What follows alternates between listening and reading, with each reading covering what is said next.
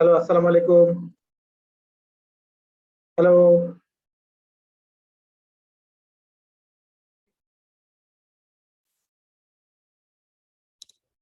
Hello, hello, dear student, I am audible. Hello, Yes, sir. Yes, sir. Audible, sir. আমার শোনা যাচ্ছে? Yes, sir. আপনারা join করেন, আমি 40 শুরু করবো ক্লাস, কেমন? আচ্ছা। করবো, আপনারা সবাই জয়েন করেন।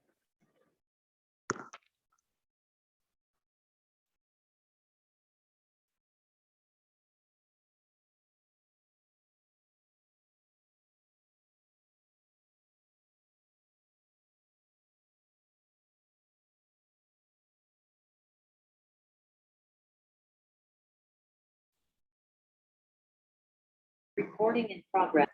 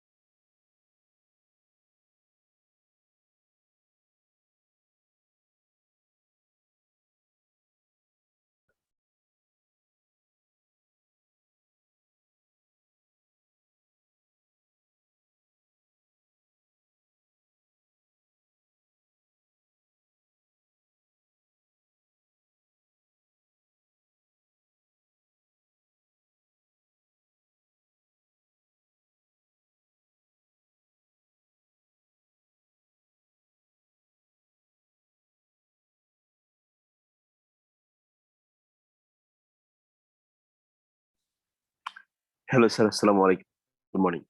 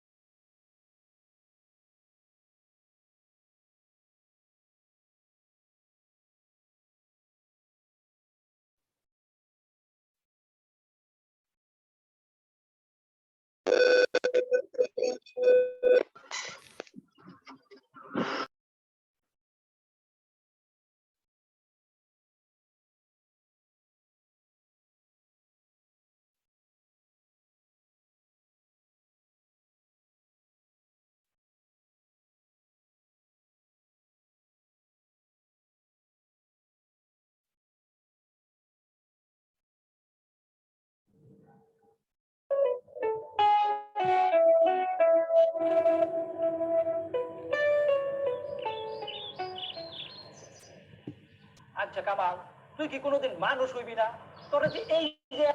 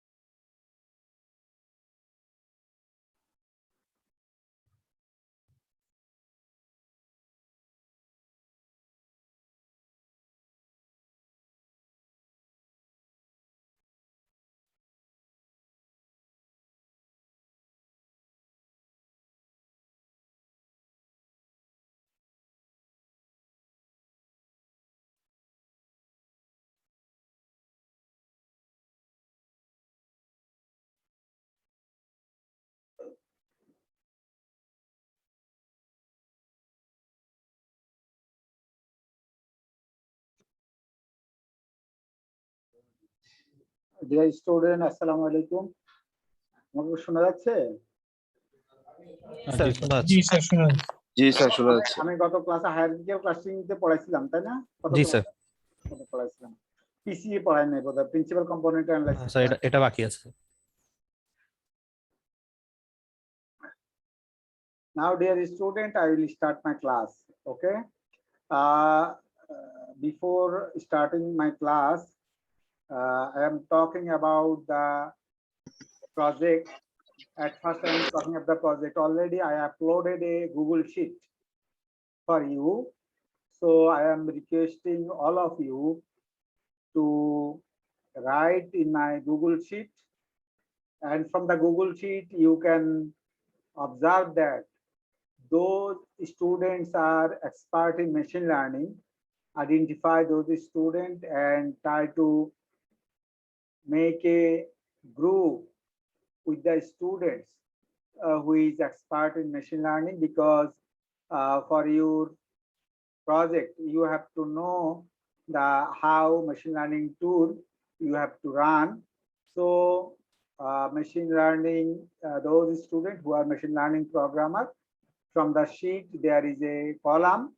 So in the column I have written whether you are machine learning expert or not, or machine learning programmer or not.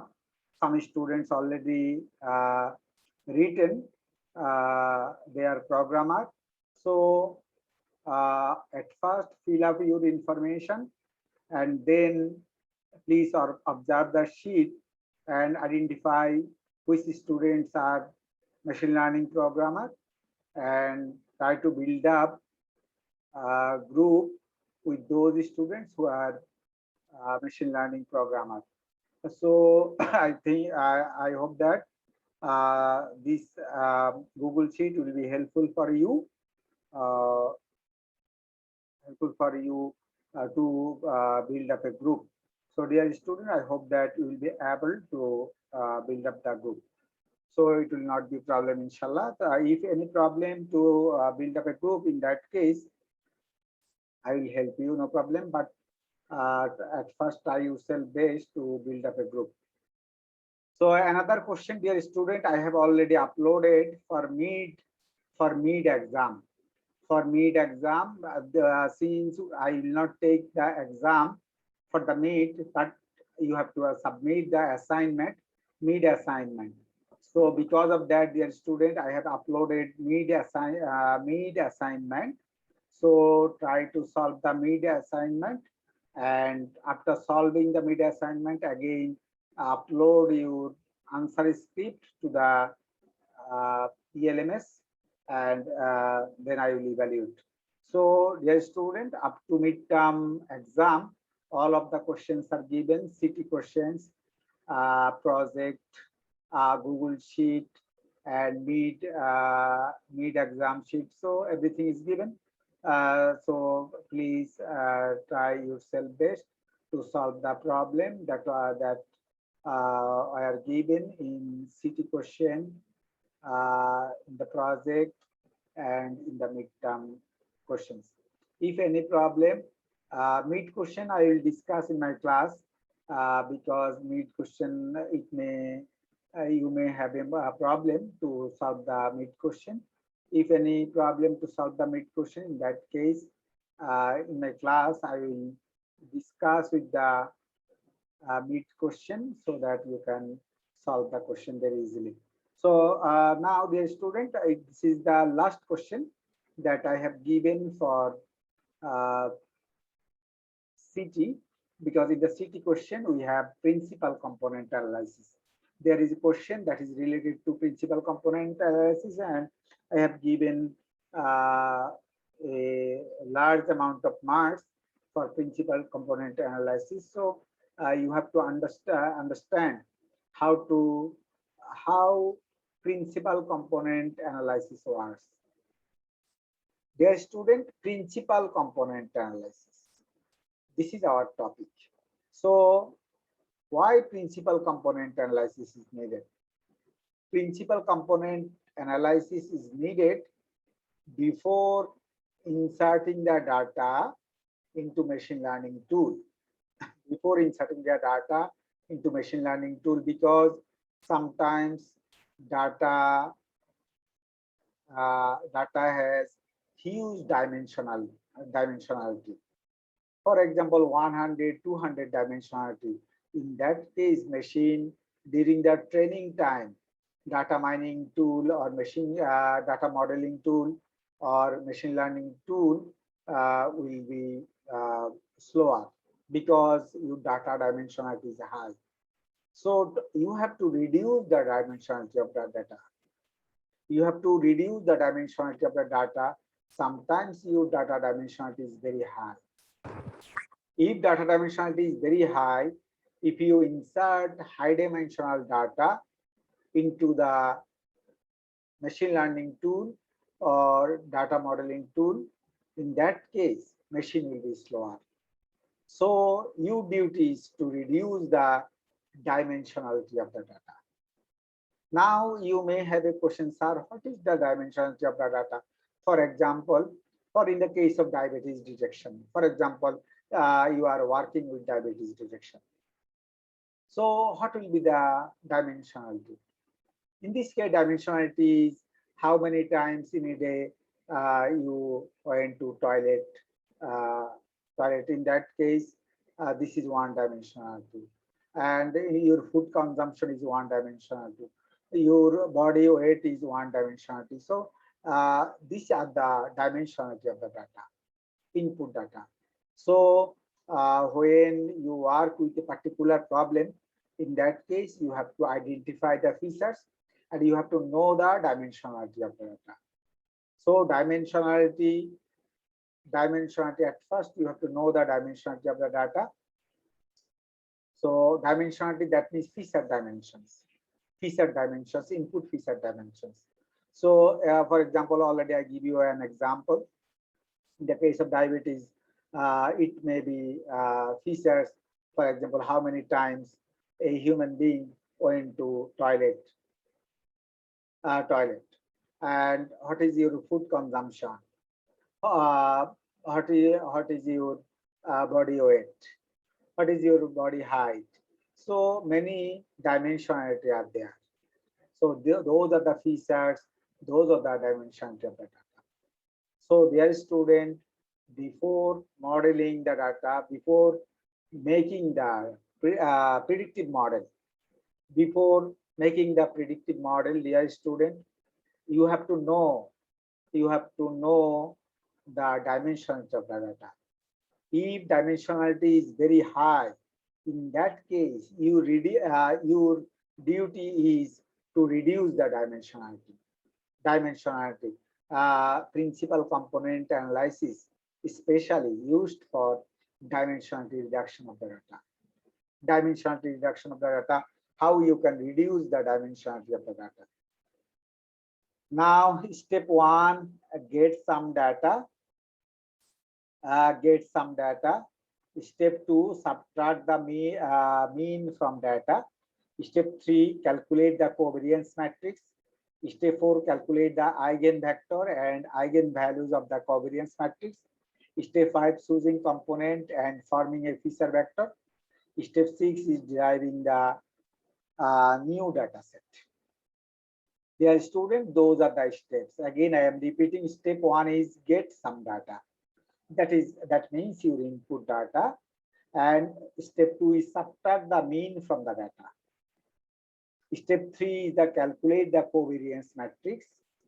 Step 4 is the calculate eigenvectors and eigenvalues of the covariance matrix. Step 5 is choosing components and forming a feature vector. Step 6 is deriving the new data set. So those are the steps. Dear student, at first step you have to collect data. Step 2, subtract the mean from the data. Step 3, calculate the covariance matrix. Step 4 is eigenvectors and eigenvalues of the covariance matrix calculation. Step 5 is choosing component and forming a feature vector. Step 6 is deriving the new data set. So dear student, here steps of principal component analysis are given. Now I will give you an example, because in our city question there is a math which carries a large amount of marks. So dear student, you have to understand the math. You have to understand the math and how to solve that math using the principal component analysis. So dear student, try yourself best. Now I am talking about the principal component analysis. Our first step is get some data. Step 1 is get some data. So step 1 is get some data. This is our step 1, get some data. I am talking about the step 1, get some data. Here x is 2.5, 0.5 and 2.2. For example, 2.4, 0.7 and 2.9. Here, dear student, two-dimensional data are given. One dimension is x and another dimension is y. So, dear student, whether do you understand what is the first step? Dear student, first Yes, step, sir, it is clear. first step that means you two-dimensional data are given. One dimension is x dimension, another dimension is y dimension. Two-dimensional data are given. So now I want to reduce the dimensionality of the data by using the principal component analysis. Using principal component analysis, I will reduce the dimensionality of the data.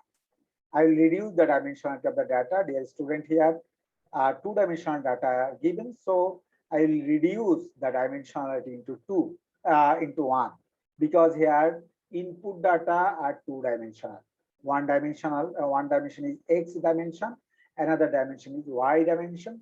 Now I will show you how to reduce the dimensionality of the data. How can you convert x, y two-dimension into one dimension? How can you convert two-dimension x and y? Here two-dimension, one dimension is x dimension, another dimension is y dimension. Now how can I convert this two-dimensional data into one dimension? Hello, Lipeng, আমি ক্লাসে হ্যাঁ আমি class শেষ হবে 5টায় কেমন? Now dear student, here x dimension and y dimension, two dimension here given, x dimension and y dimension, two dimension given. So but I want to convert this two-dimensional data into one dimension. Now step 2, dear student, now I will talk about the step 2, subtract the mean from the data. Step 2, subtract the mean from the data. Subtract the mean from the data, dear student. Mean means average. Subtract the mean from the data. Mean means average, dear student. I want to subtract the mean from the data. Our second step. Now I am talking about the second step of the second step. Second step is subtract the mean from the data. So now I am talking about the second step. So at first I will calculate the mean. Dear student, mean means average. Mean means average. That means at first you have to calculate the average. How can I calculate the average? Very easy calculation. For x dimension, at first I will calculate the average for x dimension 2.5, 0.5, 2.2.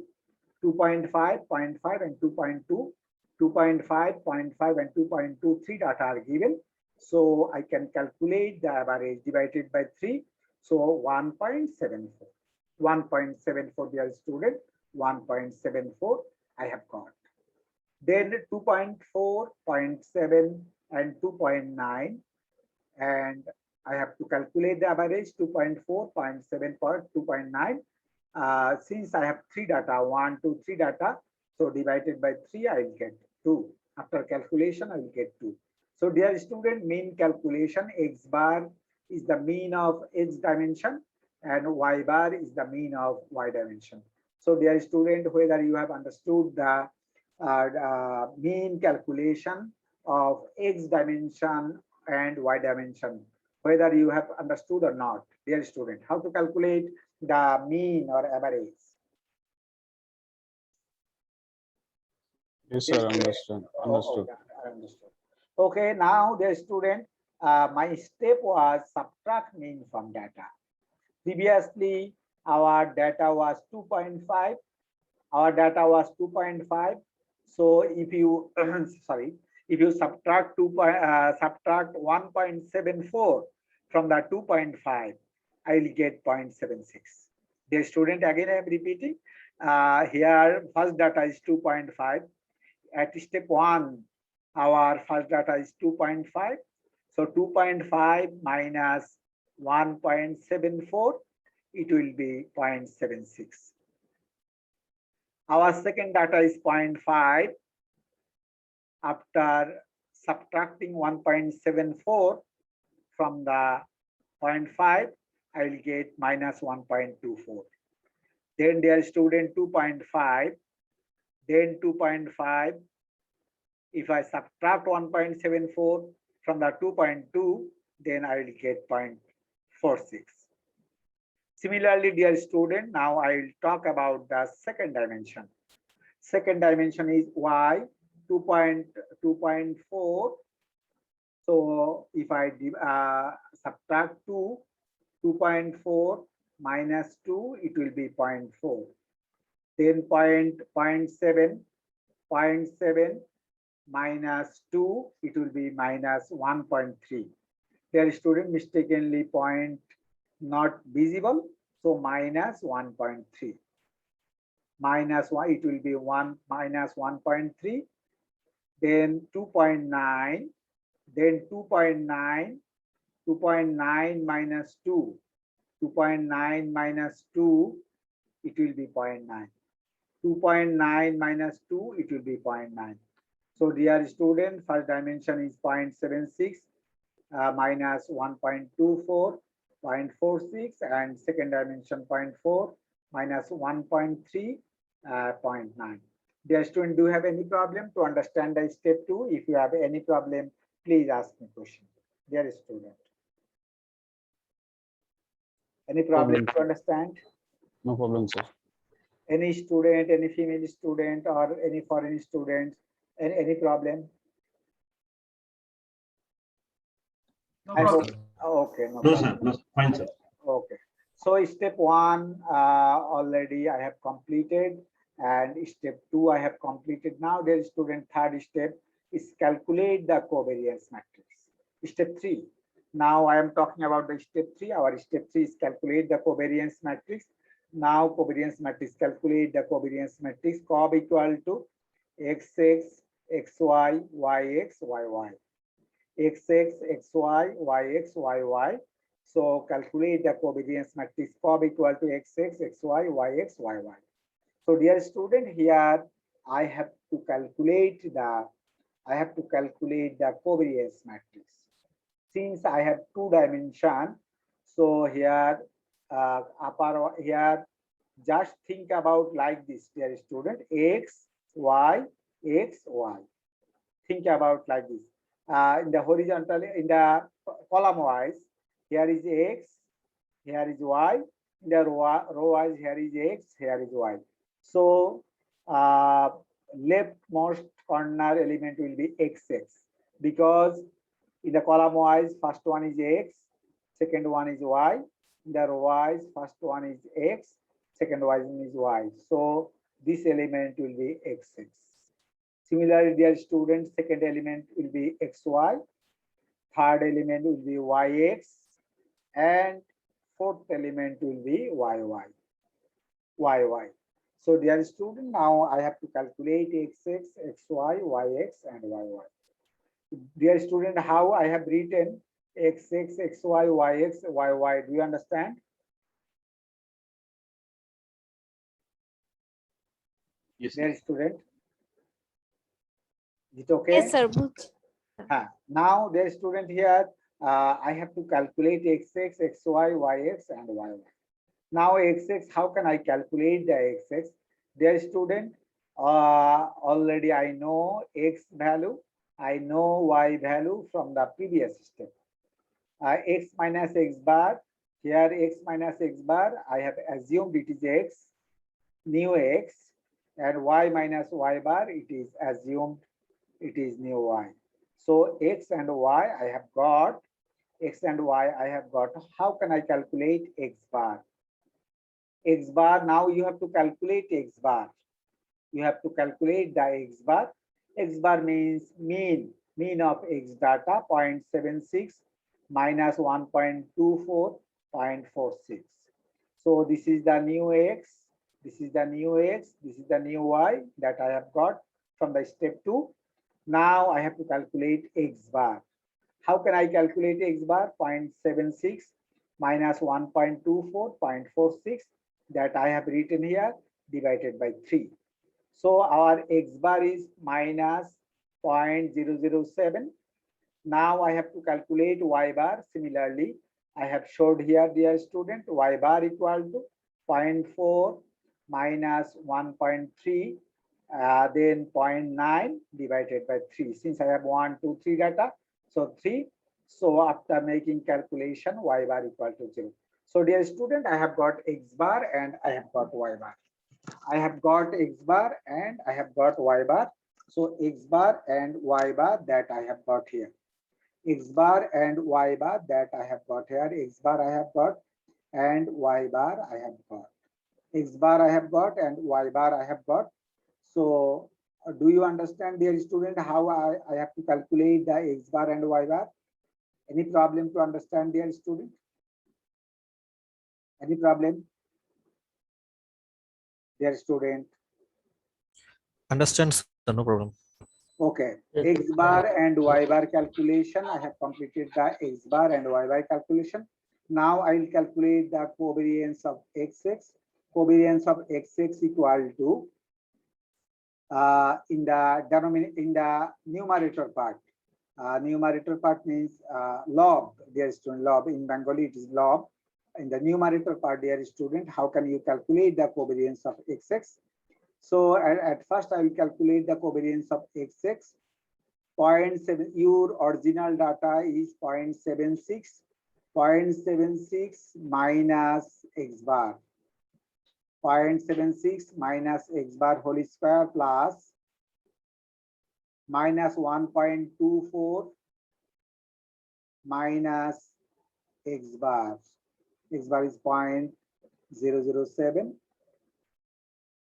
Then third one is 0.46 minus 0.007 whole square divided by 2. Divided by 2. So after making calculation, I will get 1.164. Again, dear student, I am repeating how to calculate x, because my main objective is to calculate the covariance matrix. So at first I will calculate the left diagonal element. Left diagonal element, that is xx. So I want to calculate the covariance of XX. How can I calculate the covariance of XX? I am repeating again 0.76, dear student, 0.76 our X value.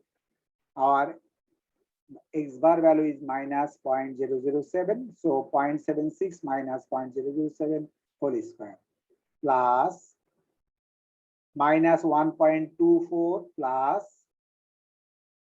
X bar, dear student, X bar. Why plus? Because originally it was minus and minus, that means plus 0.007 whole square plus 0.46 plus y plus, because minus and minus, that means plus, whole square divided by 2. Why 2? 1, 2, 3 data. I have 3 data. So divided by n minus 1. So divided by n minus 1, dear student, in the formula it was n minus 1. Since I have 1, 2, 3 data, so n minus 1, that means 2. So after making calculation, dear student, I have got 1.164. Dear student, whether covariance of XX calculation is okay or not. If you have any problem to understand covariance of XX, please ask me question. Dear student. Okay, sir. Is it okay, dear student? Yes, sir. It's fine, sir. So, जी sir 0.76 minus 0.76 minus 0.76 minus minus, why this is plus. Originally it was minus. First one calculation I have showed details, minus and minus, that means plus. So because of that, here also plus, here also plus. Originally it was minus. Since X bar is negative, because of that, minus and minus, so it is plus. It is plus. Because X bar is minus. So I have got 1.164. Now, dear student, you have to calculate XY, covariance of XY. Covariance, now I will calculate the covariance of XY. XX calculation already I have showed. Now XY calculation I will show you. Now covariance of XY. Covariance of XY is, here I have, for your clarification, I have showed here X minus X bar, because here XY, dear student. Here XY. Because of that, X minus X bar. First one is X minus X bar. Our X value is 0.76 minus X bar value. X bar value is, dear student, minus 0.007. So minus and minus, that means plus. So plus into Y minus Y bar. Y minus Y bar. So our Y value is 0.4. Our Y bar value is 0.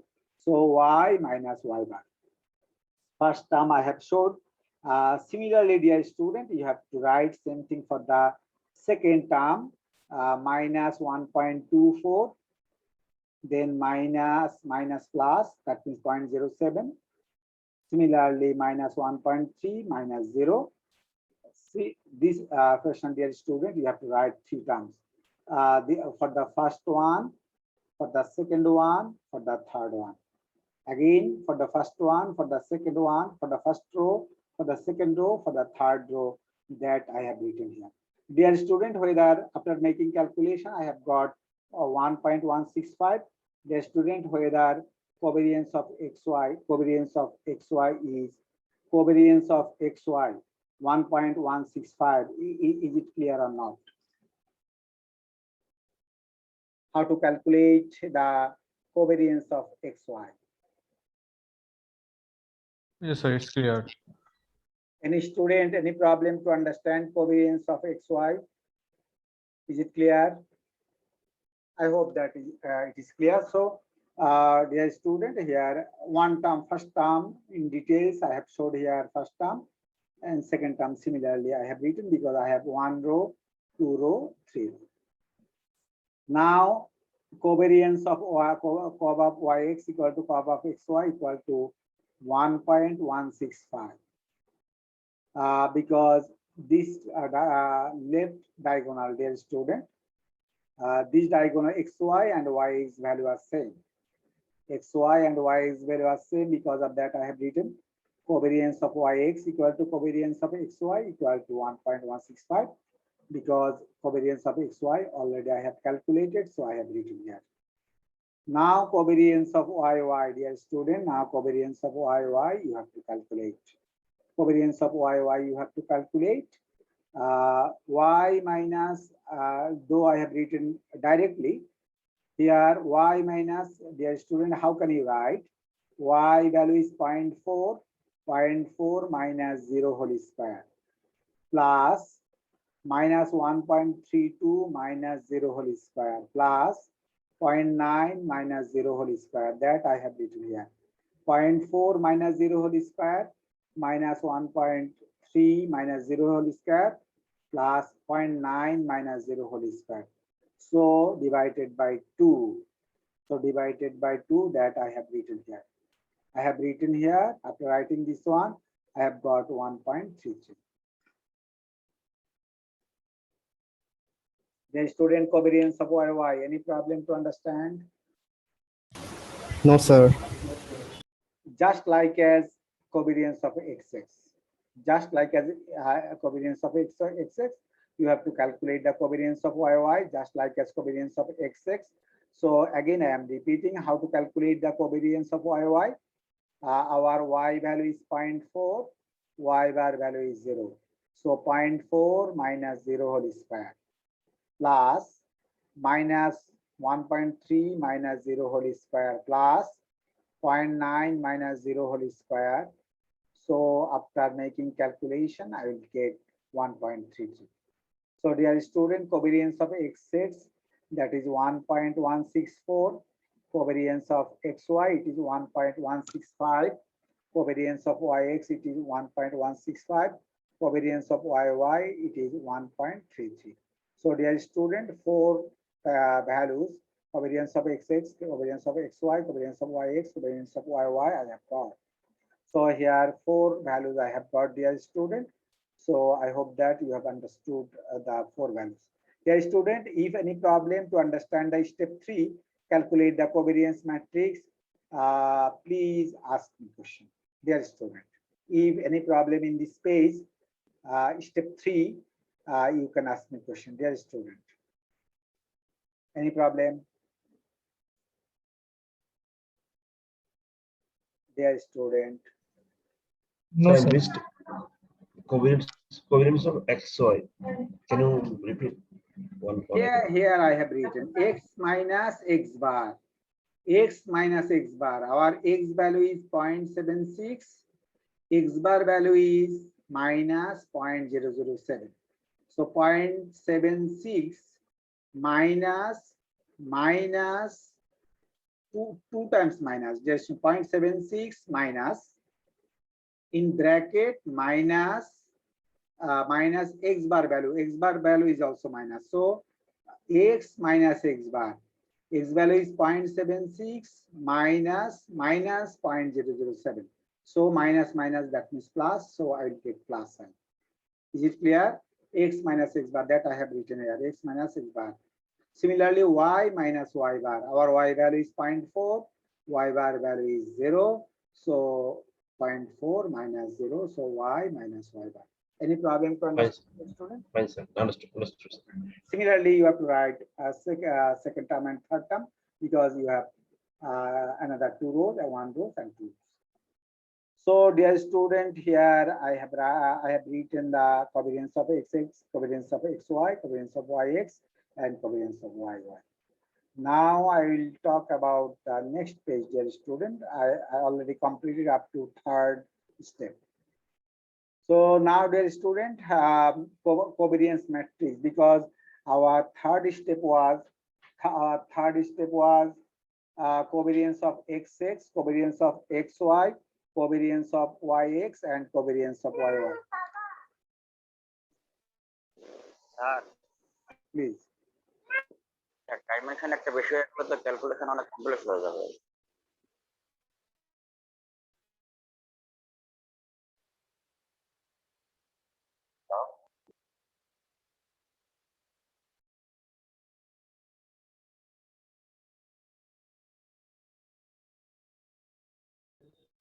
Hello. Sir, line को तो disconnect हो जाती है।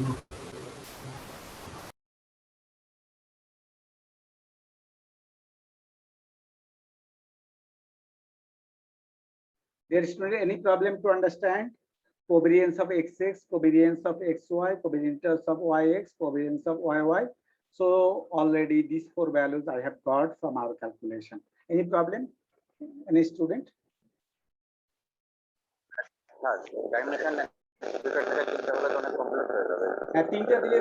If I give you three-dimensional data, it will be very large calculation. So in the exam or in the assignment, I will not give you three-dimensional data, because if I will give you the three-dimensional data, because it will be very hard work, very hard work, many calculations you have to do. So it is not actually it is not possible if I give you the three-dimensional data, and that many calculation, 9 calculation you have to do. So in the exam or assignment, I will give you only two-dimensional data. Okay. Thank you. Okay. Now, dear student, our fourth step. Now I will talk about the step 4. I will talk about the step 4. Step 4. I will talk about the step 4. I have calculated the eigenvectors, eigenvalues of the covariance matrix. So calculate the eigenvectors and eigenvalues of the covariance matrix. So I have already got the covariance matrix. The student, I have got the covariance matrix. That covariance matrix I have written here. That covariance matrix I have written here. From step 3, I have got a covariance matrix. Now calculate the eigenvectors and eigenvalues of the covariance matrix. Now you have to, how can you have to calculate the eigenvectors and eigenvalues of the covariance matrix? I will show you.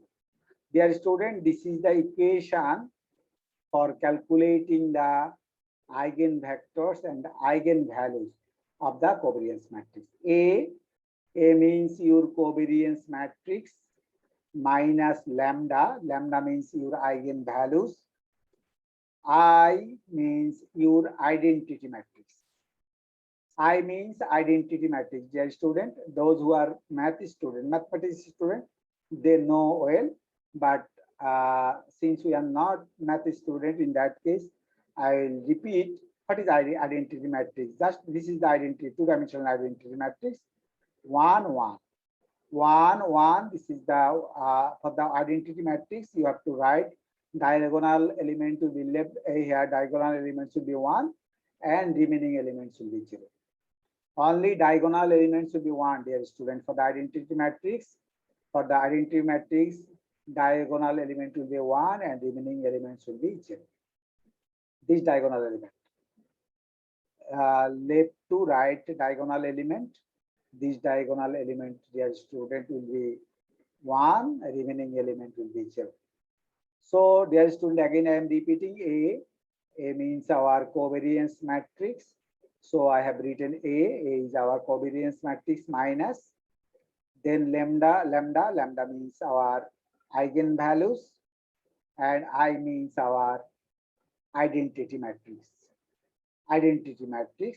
So this is the determinant sign. বাংলাতে হচ্ছে নির্ণায়ক sign, নির্ণায়ক যেটা আমরা ম্যাথে intermediate ম্যাথে যে নির্ণায়ক করেছিলাম সে নির্ণায়ক। So this is the determinant sign equal to 0. This is the determinant sign, dear student. This is the determinant sign. So equal to 0. So dear student, A, at first I have put the value of A value here I have written minus lambda, then I, dear student, here I have written the I value here. Dear student, I have written the identity matrix here. I have written the identity matrix here. So identity matrix here equal to 0. So dear student, equal to 0. Now calculation, I have to make the calculation. How can I make the calculation? If you make the calculation here, minus lambda 1001 Lambda, that means identity matrix should be multiplied by lambda. After multiplication, lambda into 1, that means lambda. Lambda into 0 means 0. Lambda into 0 means 0. Lambda into 1 means 1. So lambda into identity matrix, it will be this one. It will be this one, dear student. It will be this one. I have showed this one by using arrow sign. I have showed this one by using arrow sign. Now, dear student, if lambda into identity matrix is this one, then I have to subtract this matrix from this one. So 1 to 1 minus subtraction you have to do. 1.164 minus lambda, that I have written here. 1.165 minus 0, that I have written here. 1.165 minus 0, that I have written here. 1.33 minus lambda, that I have written here. So dear student, here subtraction, whether calculation is okay or not. Dear student, calculation is okay or not? Dear student, how you have to calculate this one? If you have any problem, please ask me question. Dear student, any problem, dear student? Hello, assalamu alaikum. জি ভালো আছি, আপনি ভালো আছেন? বলেন বলেন।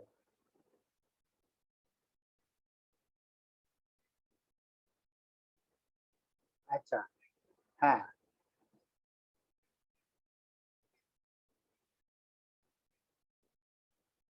এগুলা আছে হচ্ছে এগুলা আছে আমাদের সুমন আহমেদ স্যার, যিনি ওনার কাছে আর কি, উনি ওই কোর্স গুলা সুমন আহমেদ পড়ান। হ্যাঁ, হচ্ছে যে আমার ফ্রেন্ড হয়, আমরা ক্লাসমেট, আমি সুমন আহমেদ, মামুন ইলাহি আর হচ্ছে যে মনিরুজ্জামান, আমরা চারজন হচ্ছে বুয়েটে ক্লাসমেট আর কি। তো হচ্ছে যে ও হলো আমাদের ফ্রেন্ড আর কি, ও হচ্ছে ইউআইউর টিচার, অ্যাসিস্ট্যান্ট প্রফেসর, আগে ডিএসডব্লিউ ছিল আর কি। তো সুমনকে বললেই সুমন দিয়ে দিবে। আমার সুমনের নাম্বার নাই, আমি ক্লাস শেষ করে মাস্টার্সের ক্লাসে, তো ক্লাস শেষ করে আপনাকে দিয়ে। হ্যাঁ, জি ঠিক, জি ঠিক আছে।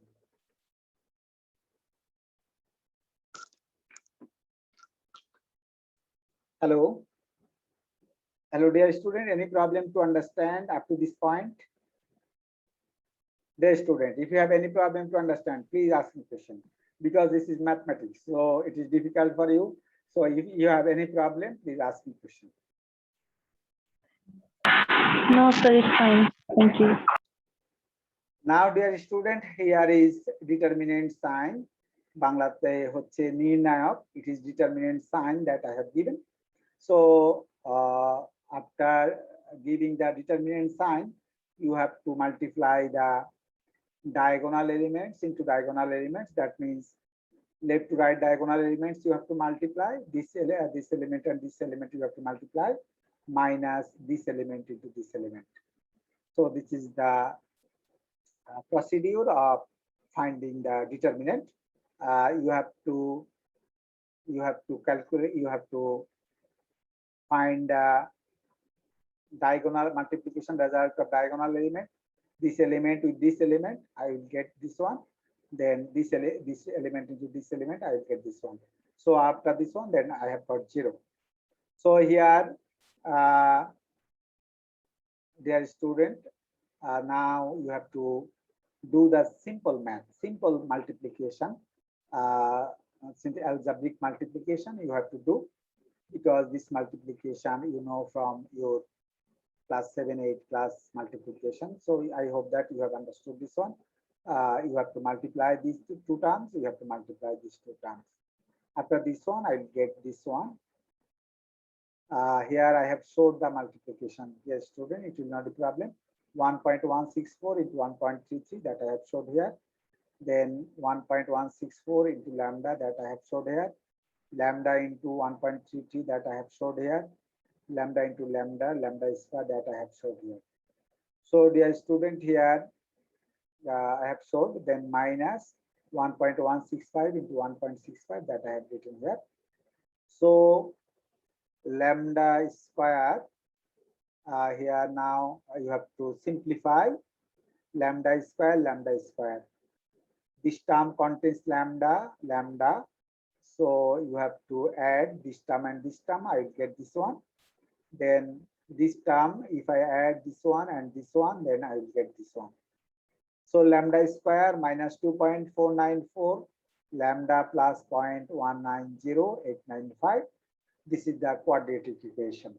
Dighator সমীকরণ আমরা পেয়েছি, dear student. This is the quadratic equation, that means দ্বিঘাত সমীকরণ। এটা বুঝতে পেরেছি কিনা, না বুঝলে আমরা বলি। আমি আস্তে আস্তে বলছি এই কারণ যেহেতু mathematics difficult to understand. So if you have any problem to understand the calculation, please ask me question. Yes, student. Yes, student, any problem? Dear student, any problem to understand? Is it okay, dear student? Now, dear student, you have to solve this quadratic equation. Ax square plus bx plus c equal to 0. So x equal to minus b plus minus root over of b square minus 4ac divided by 2a. This is the formula we know from our class 10 and also from intermediate class. How to calculate, how to find out the root, of a quadratic equation. Now, some days ago from internet, I have known another equation for solving quadratic equation. A mathematician invented a new formula for finding the root from a quadratic equation. So you can apply that formula also. Some days ago, not it is more than 1 year. So in the most probably 2021, a mathematician invented another equation for solving the quadratic equation. So how to find the root of the quadratic equation. Now, dear student, here x equal to minus b plus minus root over of b square minus 4ac divided by 2ac. X equal to minus b plus minus root over of b square minus 4ac divided by 2ac. This is the old formula that we know from our intermediate class, also SSC class. So using this formula, how can I calculate the lambda value? Because here in this equation, x square plus bx plus c, in this equation we have x, our root is x, but in our equation lambda square minus 2.494 lambda plus 0.190895, then I can calculate the lambda equal to, instead of b, I have minus 2.494. This is the b. Dear student, what is a? Just compare these two equations. Here a, here 1. Here x square, here lambda square. Here plus b, here minus 2.494. This is our b value is negative. And then ax, instead of x, we have lambda, plus c, we have 0.190895. So divided by 2 into a, dear student, what is a? A means our 1. So if I put those values in here in this equation, dear student, after calculation, I will get this type of value. Dear student, any problem to understand the lambda? How to find out the lambda? Dear student, how to find out the lambda? Is it okay? Yes, sir. Yes, sir. Now, dear student, lambda, I have calculated the lambda. Now I will show you here two values, because here plus minus are available. Here we have plus and minus, both one is available. So how can I find out the lambda? At first consider plus. If I consider the plus, here only plus, if I consider, in that case 2.494 plus 2.33591 divided by 2. After calculation, I will get 2.414955. So 2.494 plus 2.33591 divided by 2, I'll get 2.414955. And lambda, if I take minus, only minus 2.494 minus 2.33591 divided by 2, I'll get 0.079045. So lambda 1 value and lambda 2 value I have got. Lambda 1 value and lambda 2 value I have got. Dear student, if I take plus, then I will get lambda 1. If I consider the minus, then I will get the lambda 2. So dear student, lambda 1 value, lambda 2 value, is it clear? Lambda 1 value, lambda 2 value, is it clear, dear student? Lambda 1 and lambda 2 value, is it okay? Yes, sir. Now, dear student, you have, so I have got the two eigenvalues. Two eigenvalues I have got. One is lambda 1 and lambda 2. 2.49 This is the first eigenvalues, and second eigenvalue is 0.079045. Second eigenvalues. So here, dear student, a minus lambda I into x equal to 0. A minus lambda into x equal to 0. So for now, for lambda 1, what will be happen, dear student? Now, at first, I will put the in this equation. In this equation, I will put the lambda 1, 2.414955. What will be happening? Because I have to know the eigenvectors.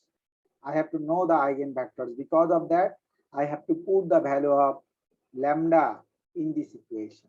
In this equation, dear student, how I have got this in this equation, you already know.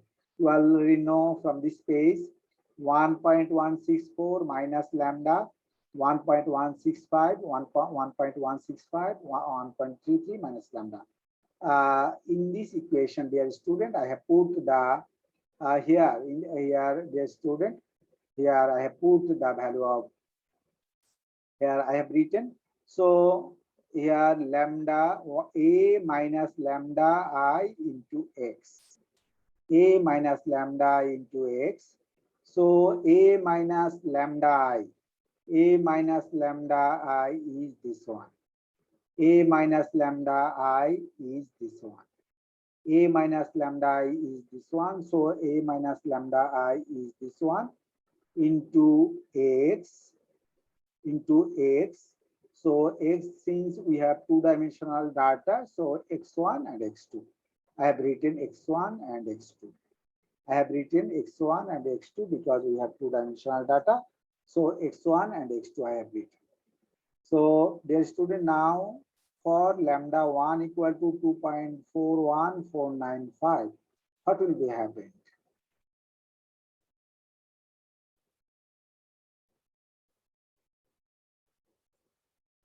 Now, dear student, if I put the value of lambda 1 instead of lambda, dear student, here we have lambda. So instead of lambda, I can write the lambda 1 value 2.414955.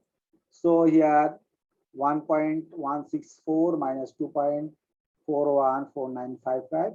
If I put this value here, x1, x2, then here I have written that. So after making calculation, after subtraction from this value to this value, this value to this value, I will get this one and x1, x2. Now, dear student, I will get the two equations from this matrix multiplication. How to multiply? Dear student, I am audible. So minus 1.1 minus 1.251, 1.165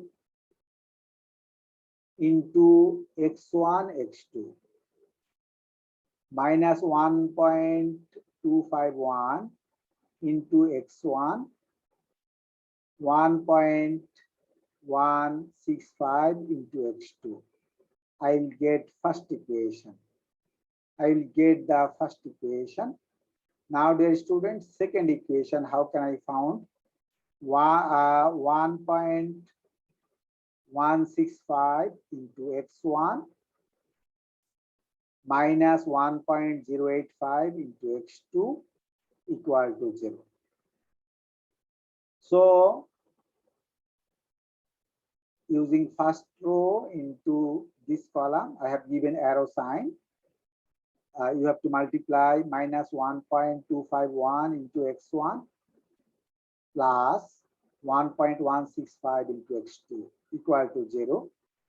1.165 into x1 minus 1.085 into x2 equal to 0.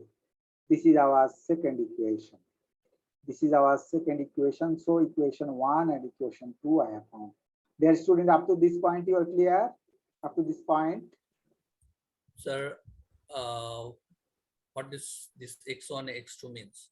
X1, X2 means I have written X1 and X2 means our vector, two-dimensional vector. So our first dimension is X1, our second dimension is X2 for two-dimensional vector that I have written here. X1 and X2. Because I want to eigenvector. What is eigenvector? Eigenvector means I want to find out the dimensionality, direction of the data. Direction of the data, if I want to find out the direction, in that case, I have to write the equation in vector format. That is the eigenvector. So eigenvector should be found from the eigenvalues. Eigenvalues. Since I am not in math student, so I do not know in details, but those who are mathematics student, I hope that he will understand better with respect to me. So just remember that to find out the direction of the vector, you have to find out the eigenvector. Eigenvector will be calculated by eigenvalues. Already I have showed you how I am going to calculate the eigenvector. Because at first I have put the eigenvalues. Our first eigenvalues was lambda 2.414955. So lambda is eigenvalues that I have put here. So here I have put the eigenvalues. After putting the eigenvalues and after simplification, I have got this one and x1, x2 that I have written here. So this row, this is the how you have calculated this row and this column. This row and this column you have to use minus 1.251 into x1 and 1.165 into x2. Two unknown variables here I have assumed. One is x1 and x2. So one dimension is x1 and another dimension is x2. From the second row, dear student, I will get another equation 2. Dear student, up to this point, is it clear? Up to this point, how to get the equations of equation 1 and equation 2? Is it Yes, sir. okay? Clear. Okay. Clear, sir. Now, dear student, this is the equation x1, x2, and 0 and x1, x2. There are two equations. This is the two equations, dear student. Two equations I have got. So, if x1 equal to c, what will be happening? If x1 assumed c is a constant, some constant value. If x1 equal to c, if I put this c in the equation 1, what will be happened? If x1 equal to c, if I put the c in the first equation minus 1.251 into c and this value. So after calculation from the equation 1, I have written from equation 1, if x1 equal to c, if I put the x1 value c, then I will get the x2 value. I will get the x2 value here. Dear student, I have got the x2 value. So what is our eigenvector? Dear student, our eigenvector is x1, x2 is our eigenvector. So I have got c. Since our x1 value is c, our x2 value is 1.251 divided by 1.65 c. So I have written here after writing this one, and if I take common c, then it will be 1 by 1.0738. So 1 by 1.0738, this is our eigenvector. 1 by 1.0738, it is our eigenvector. Dear student, up to eigenvector, is it okay? What is our eigenvector? Our eigenvector excluding c So our eigenvector is 1 by 1.0738. This is our eigenvector. 1 by 1, 1.0738. This is the vector. This is the eigenvector. So eigenvector I have got, dear student. Any problem, dear student, to understand how I have found the eigenvector? Because our fourth step of principal component analysis is you have to find out the eigenvalues and also find the eigenvectors. So I have found the eigenvector here. Is it okay, dear student? How to find out the eigenvector? Eigenvalues calculation already showed. So now I am calculating the eigenvector. Is it okay, dear student? Sir, can you please repeat? This part, eigenvector. Sir, equation 1, sir. Equation 1. Equation 1 is minus 1 point, here matrix multiplication. No, Just nothing. after that portion, sir. After that part. Yes, sir. Now from equation 1. Now I am talking about the equation 1. If x1 equal to c, I have assumed x1 equal to some constant. So x1 equal to c, that I have assumed. C, it means any constant. So if I take x1 equal to c, and if I put the x1 value in equation 1, minus 1.251, x1 value is c. If I put the value of x1 here, then I will find out the x2 value. Simple calculation here, simple equation solution. X2 value I have got. X2 value at first, X2 value is okay? Yes, Yes, student, okay. Now, how can I find out the eigenvector? Eigenvector means here x1 and here x2. Here x1, here x2. So x1 value is c, that I have assumed. And after calculation, I have got the x2 value that I have written here. If I take common, c is common in the both terms, so I can take common c. So c is common. If I take common c, so it will be 1. Here 1.0738. 1 by 1.0738, that I have written here. So dear student, after writing this one, c 1 by 1.0738, that I have written here. So from equation 2, I hope that you have understood the eigenvector calculation. yes, sir. Thank you, sir. So now we have equation 2. Equation 2, if x1 equal to c, from equation 2, I have got the same eigenvector. So dear student, after putting the value of lambda 1,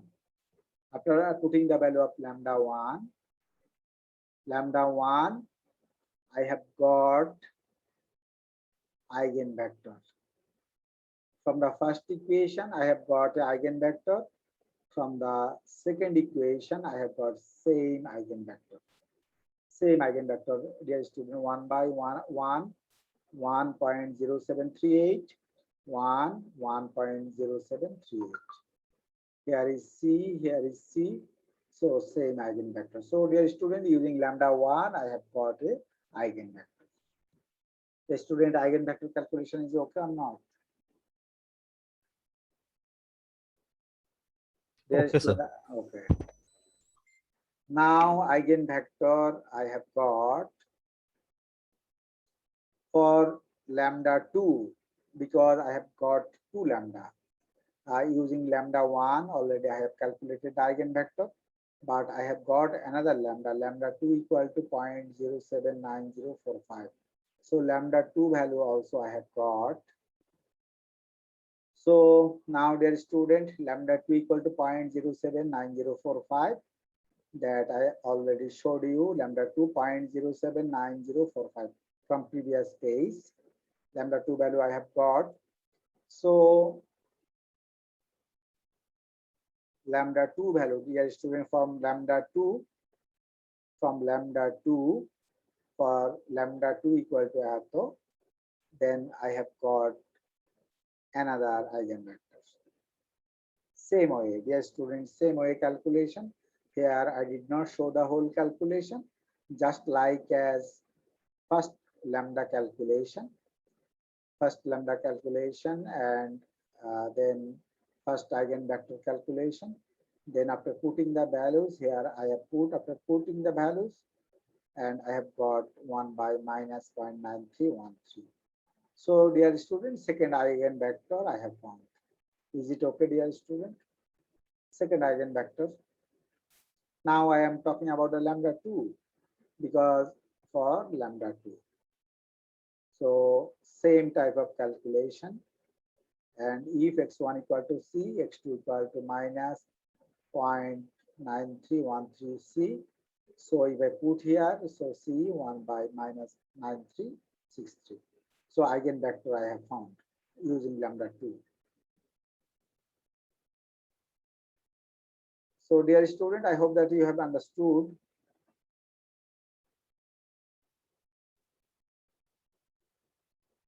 Now dear student, from equation 2, same type of calculation. So x2, again eigenvector I have found. So for using lambda 2, same type of eigenvector I have found here. C 1 by minus 0.9313. So dear student, C 1 by minus 0.9313 that I have found here. So dear student, eigenvectors calculation. One eigenvectors I have found using lambda 1. Another eigenvector I have found using lambda 2. So two eigenvectors I have found. Dear student, eigenvector calculation is okay. Dear student, eigenvector calculation. Is it okay, eigenvector calculation? Yes, sir. Sir, one thing is like there is for each of the lambda you have two vectors. Each of the lambda two vector, but same vector. But They are is this? I mean, is this always the case that the same vector, because will be same? because this is the dependent equation. These two equations are not independent because the right side is 0. So these two equations are dependent equations. So there's since independent, not independent equation, after calculation I will get the same value. So, sir, if we get the same value, so why do we need actually calculate the second time? I mean, if we Second if we value can- because for evidence, but you may have a question, sir, why you did not put the value of c in the second equation? So it maybe you have a question.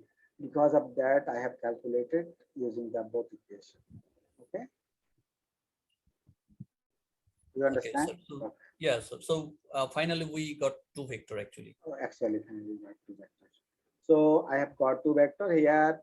Now step 5, dear student, step 4 is eigenvalue, eigenvector calculation that I have completed. Now step 5, choosing components and forming a Fisher vector. This is the our step 5, choosing component and forming a Fisher vector. Now sort the eigenvectors. Now sort the eigenvectors.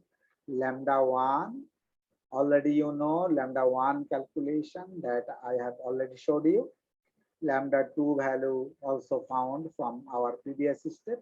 So lambda 1 value, lambda 2 value calculation we know. And two eigenvectors I have found already. I have showed in our previous step. So one eigenvector, second eigenvector. So two eigenvectors I have found. So what will be the Fisher vector? The Fisher vector will be 1.0738 minus 0.9313. Just I have added, I have concatenated our eigenvectors. First eigenvector is this one that I have written here. This is our second eigenvector that I have written here. Now you may have a question, sir, which one I will write at first? Since at first you have to sort the eigenvalues. You have to sort the eigenvalues in descending order. In descending order, dear student, you have to sort the eigenvalues in descending order. In descending order, you have to sort the eigenvalues. So eigenvalues, and eigenvalues. I have put the eigenvalues. Dear student, I have sort the eigenvalues in descending order. Descending order মানে হচ্ছে প্রথমে বড়টা লিখবেন তারপর ছোটটা লিখবেন। এভাবে করে আরেকটা কথা মনে রাখবেন, যদি দেখেন যে আইগেন ভ্যালুজ নেগেটিভ হয়, সে আইগেন ভ্যালুজ নিয়ে আইগেন ভেক্টর বের করার দরকার নাই। আবার বলছি, যদি দেখেন আইগেন ভ্যালুজ নেগেটিভ আসে, you are not required to find out the eigenvectors using those negative eigenvalues. So dear student, here eigenvector, first eigenvector, second eigenvector, eigenvector, first eigenvector that I have found, that I have put here. This is the second. Based on the order of the eigenvalues, you have to write the Fisher vector. Dear student, here lambda 1 is greater than lambda 2. So I have written lambda 1 at first, then lambda 2 secondly. Now for the lambda 1, I have got this eigenvector. For the lambda 2, I have got this eigenvector. And after concatenating the two vectors, I will get the Fisher vector. So dear student, do you understand what I am trying to say? This part. বুঝতে পেরেছি আমরা কি করব? প্রথমে হচ্ছে যে lambda গুলাকে বড় থেকে ছোটর দিকে সাজাবো।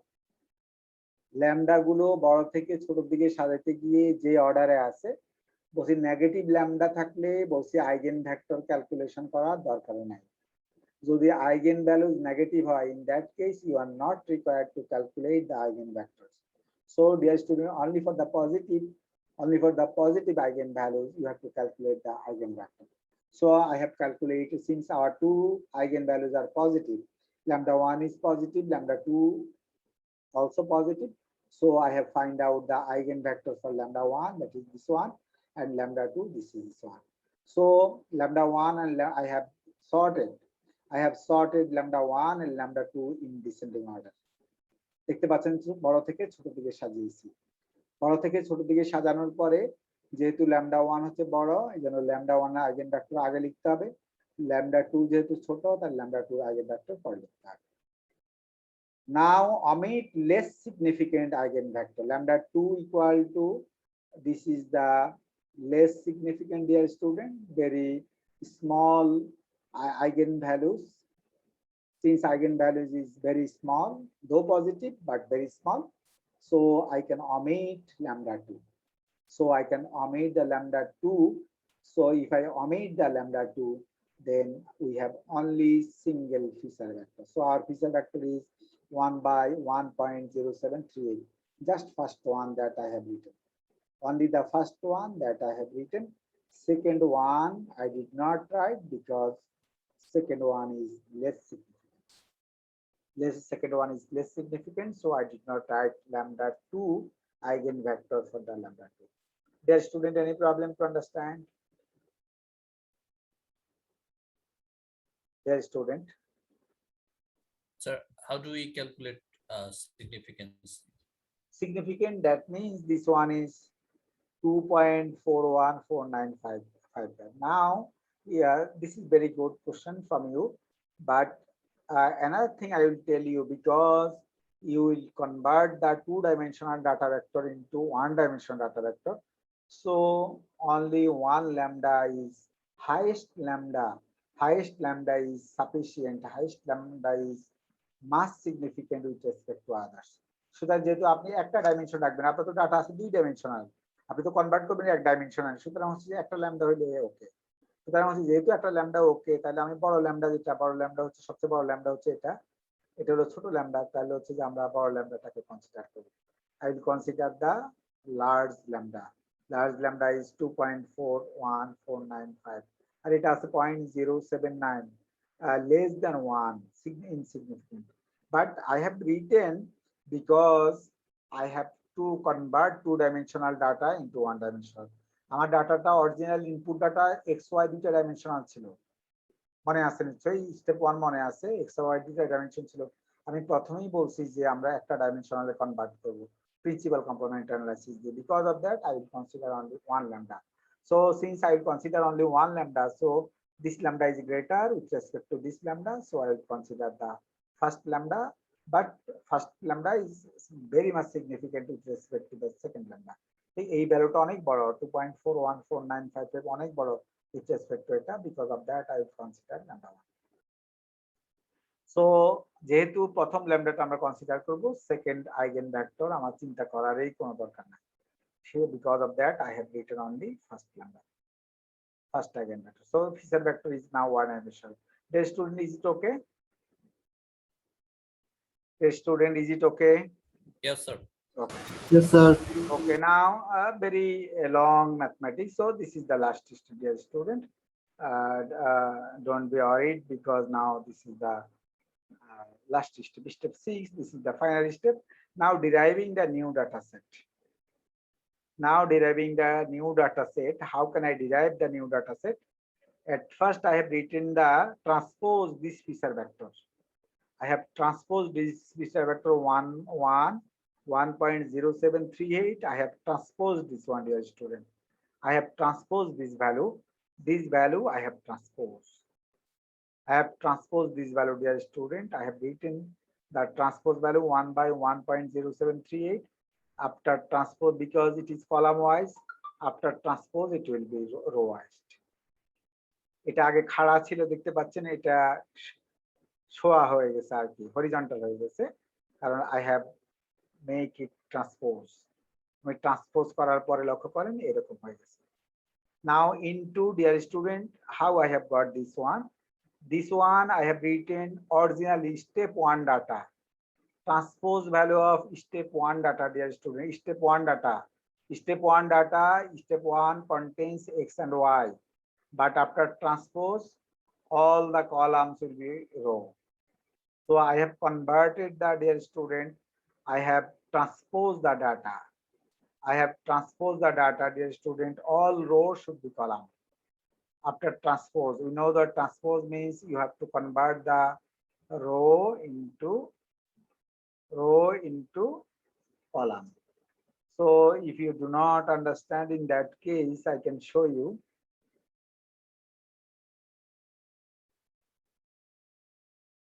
Dear student, 2.5, 2.4. So if you look here, 2.5, 2.4. Previously it was row, dear student. Previously it was row. Previously it was row. Previously 2.5, 2.4. These are the row data. But currently it is the column data. Currently it is the column data. Previously, dear student, 0.5, 0.7, it is the row data. Now 0.5, 0.7, it is the column data.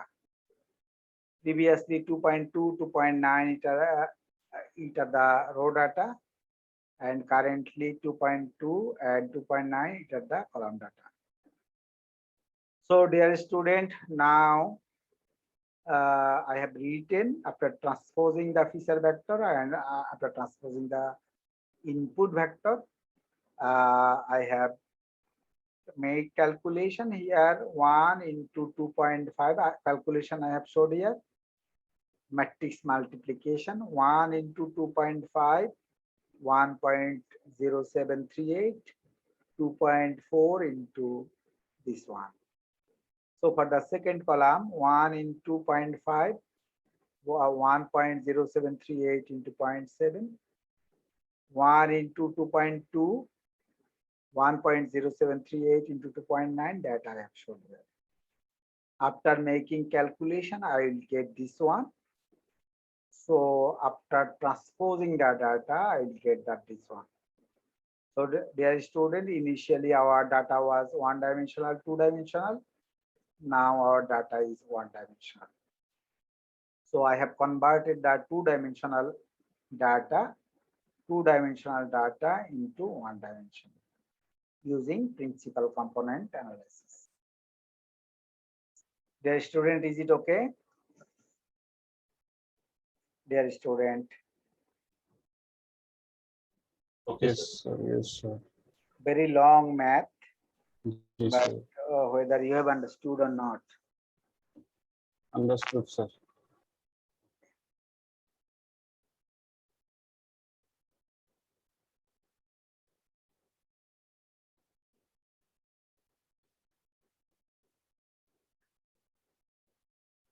So dear student, I will give you 5 minutes break. After break, I will start again. So 5 minutes break, I will give you. Okay. Okay. Now 5 minutes break, dear student. 5 minutes Okay, break. sir. Then after 5 minutes, then I will start.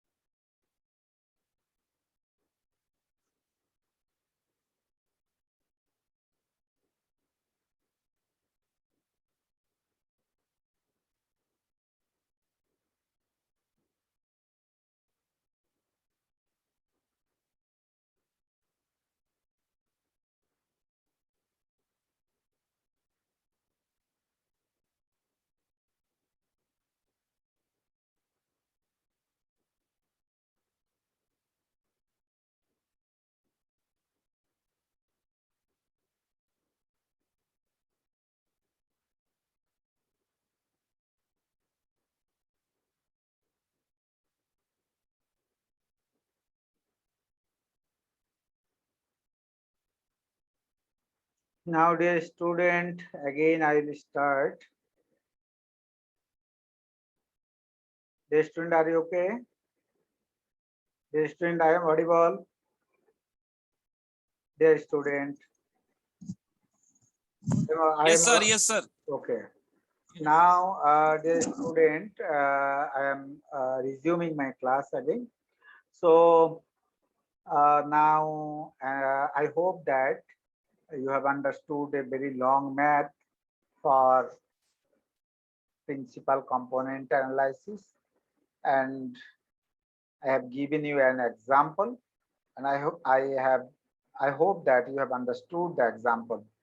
So for solving your city question, this example is uh, badly needed for you to understand your question, city question answer. So dear student, one of the city question is principal component analysis. I hope that you have understood how principal component analysis works. So now dear student, here I am talking about the a priori algorithm. Our sheet number 5, lecture 5. This is our lecture 5. So since I am talking about our lecture 5, so though this is our lecture 4, but I am talking about the lecture 5 here. I have written lecture 5, but actually it is our lecture 4, maybe lecture 4 or 5 our lecture 4 or 5. Okay. So dear student, now I will talk about the a priori algorithm. For understanding the a priori algorithm, it is influential algorithm for mining frequent item set for Boolean association rules. That means I will find out the association rule. Dear student, in our first class of data mining, I told you some product a consumer buys. In Bangladeshi product buys some product, Bangladeshi consumers product buys some products, and products are correlated. And I already give you, for example, when a consumer uh, purchase milk, purchase bread, in that time he also buys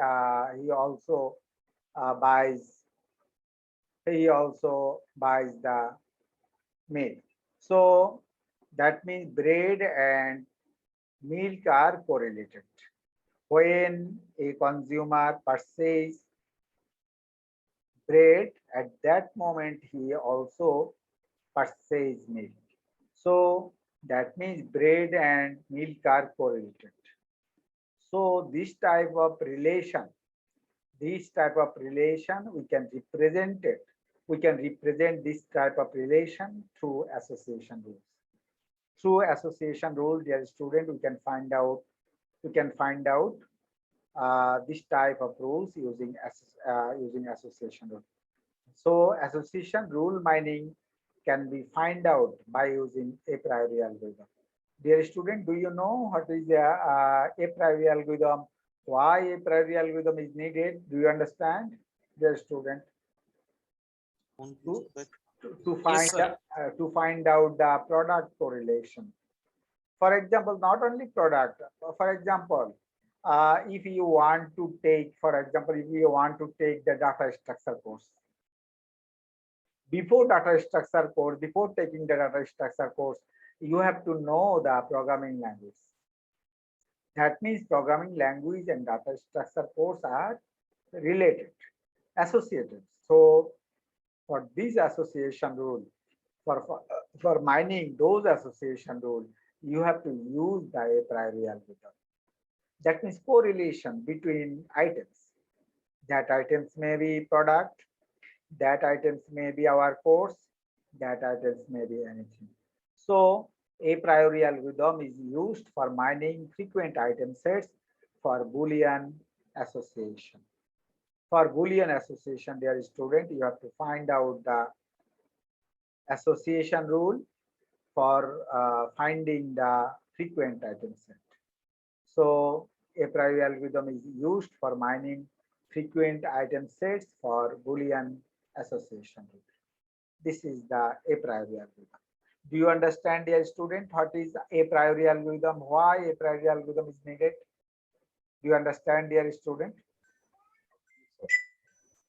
Dear student, any problem to understand?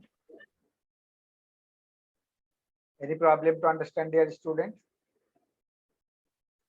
Here, dear student, I have given a association rule example, association rules. A rule, if a basket contains apple and cheese, then it also contains beer. This is a rule, dear student. If a basket contains apples and cheese, then it also contains the beer. So this is the association rule, dear student. A association rule. Association rule is nothing but the if else. Association rule is nothing but the if else, dear student. If a basket contains apples and cheese, then it also contains beer. So dear student, here if a basket contains apples and cheese, then it also contains beer, that I have written here. Now two parameters for the a priori algorithm you have to understand.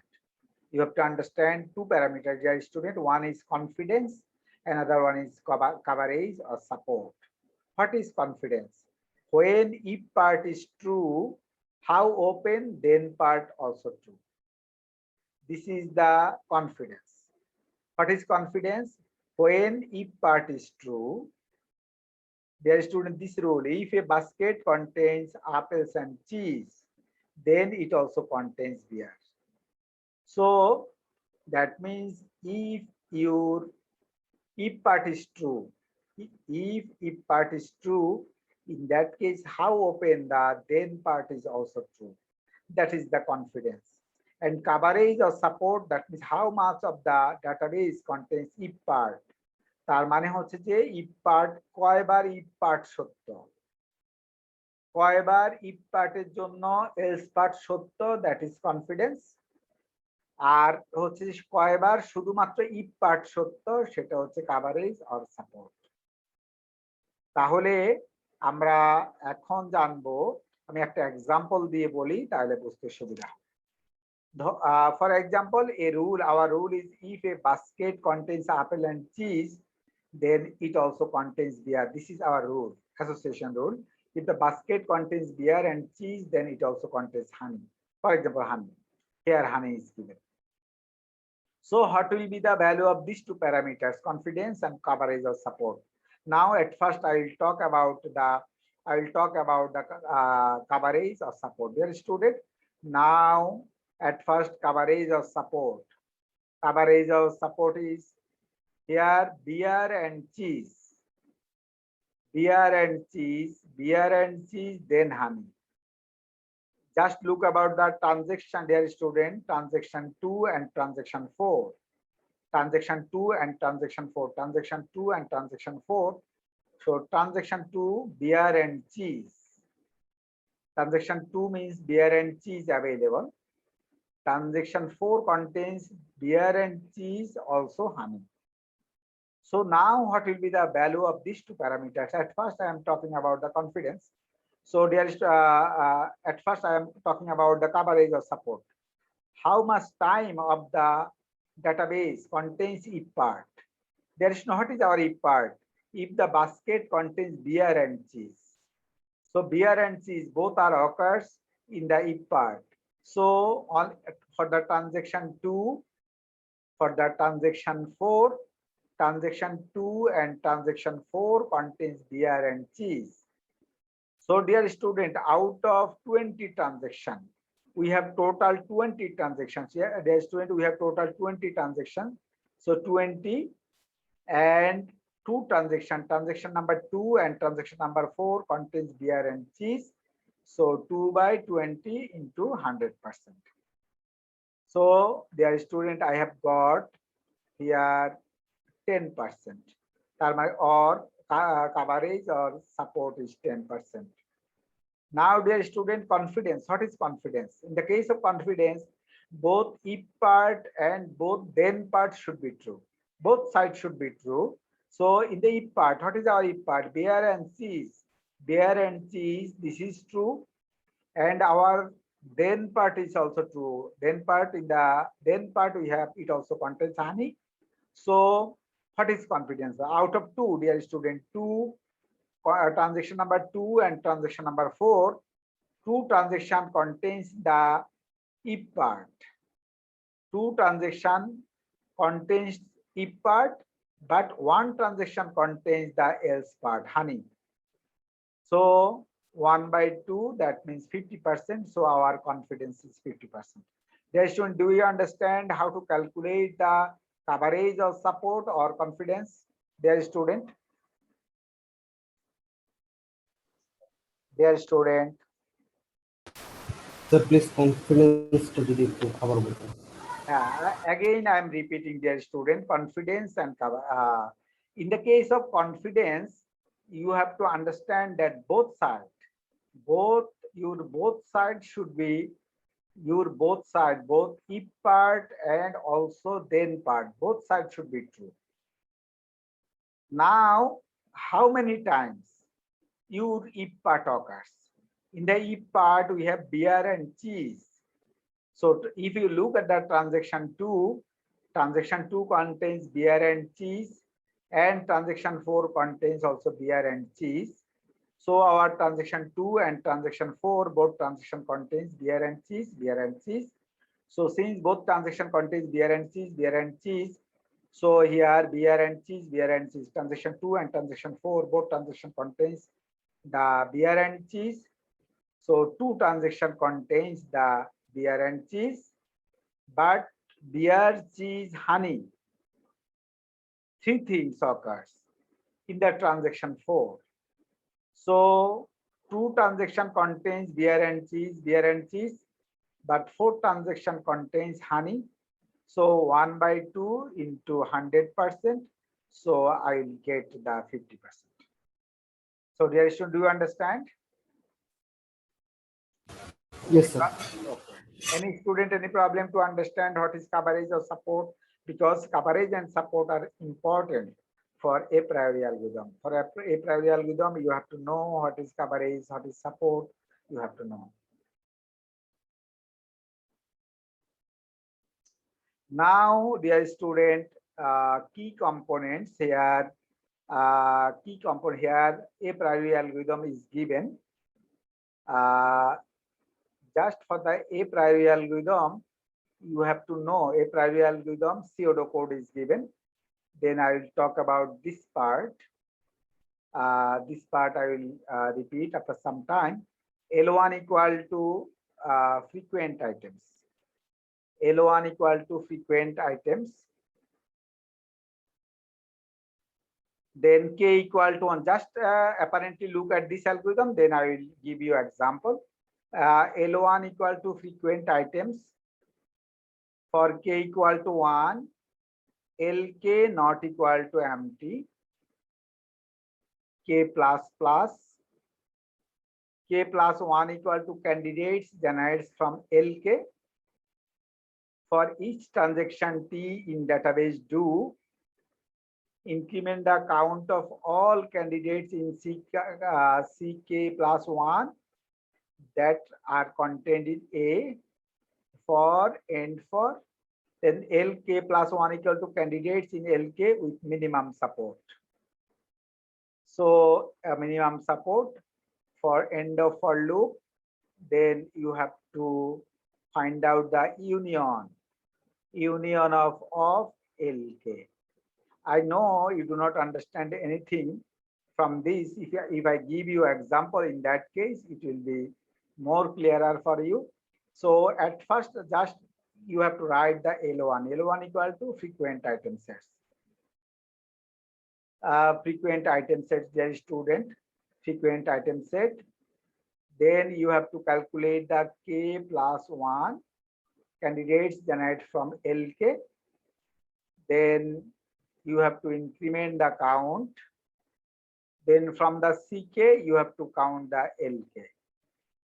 At first, dear student, again I am repeating. At first L1, you have to write the L1. Then from LK, you have to generate the CK plus 1.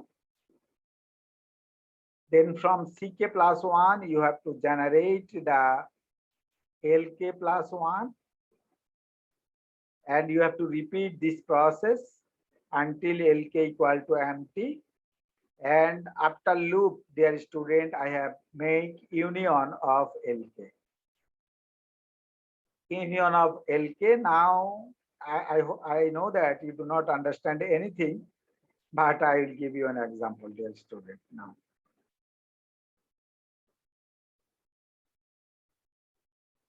Here, dear student, for better understanding, I will give you an complete example, because you have to know the example from this position. So how can you find out the example? So dear student, here T1, T2, T3, T4, T5, T6, T7, T8, T9, total 9 transactions are given. Transaction 1 contains T1, T2, T5. Transaction 2 contains T2, I4, I2, I4. I means item. There is I means item. T3, I2, I3. T4, I1, I2, I4. T5, I1, I3. T6, I2, I3. T7, I1, I3. T8, I1, I2, I3, I5. T9, I1, I2, I3. So 9 transaction is given. There is student from this transaction. It is found that from transaction 1 contains I1, I2, I5. Transaction 2 contains I2, I4. Transaction 3 contains I2, I3. Transaction 4 contains I1, I2, I4. Transaction 5 contains I1, I3. Transaction 6 contains I2, I3. Transaction 7 contains I1, I3. Transaction 8 contains I1, I2, I3, I5. Transaction 9 contains I1, I2, I5. Now I have to find out the rule, dear student. I have to find out the rule because the main objective of the a priori algorithm is to rule mining. Rule mining, that means we want to mine the rules, because our course is data mining. So I have to mine the rules. I have to find the association rule. আমাকে association rule বলতে বাইর করতে হবে। এখন আপনি বলতে পারেন যে স্যার অ্যাসোসিয়েশন রুল কি জিনিস? ফর এক্সাম্পল I1 I2 কিনলে I5 কিনবে কিনা, I1 I2 কিনলে I5 কিনবে কিনা। This is the association rule. If I1 I2 occurs, in that case whether I5 occurs or not. If I1 I2 versus I1 I2, in that case whether I4 will be occurred or not. So this is the association rule. So dear student, our objective is to mine the association rule. So in the exam, dear student, this type of example I will give you, and from this example you have to mine the association rule. You have to mine the association rule. So dear student, how to mine the association rule, you have to know, because in your mid question, if you look your mid question using some course, I have given the you have to find the association rule. You have to mine the association rule, so that you have to mine. So dear student, in our question, midterm question, that question is very easy, but this question is difficult. I will solve the difficult problems, but in your question, midterm question that I already uploaded, in this question, dear student, that is very easy, because only I have given 3 or 4 questions. So dear student, here I have written database D contains 9 transactions. Here 1, 2, 3, 4, 5, 9 transactions. 1, 2, 3, 4, 5, 6, 7, 8, 9 transactions I have given. Minimum support count required is 2. Minimum support count required is 2. Here support count is given. Dear student, I already told you what is support count. Here support count means at least two items you have to consider. At least two items. At least 2 items in that transaction should have at least 2 items. That is the support count, and minimum confidence required is 70%. Here confidence is given 70%. So you have to mine the rules. You have to mine the rules, dear student. You have to mind the rules. 9 transactions are given. Your required support count is given, that is 2.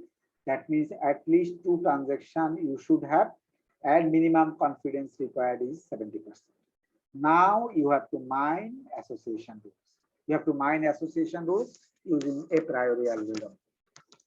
Now there is step 1, generate frequent item set using a priori algorithm. Now you have to generate step 2, association rule generated using minimum support and minimum count.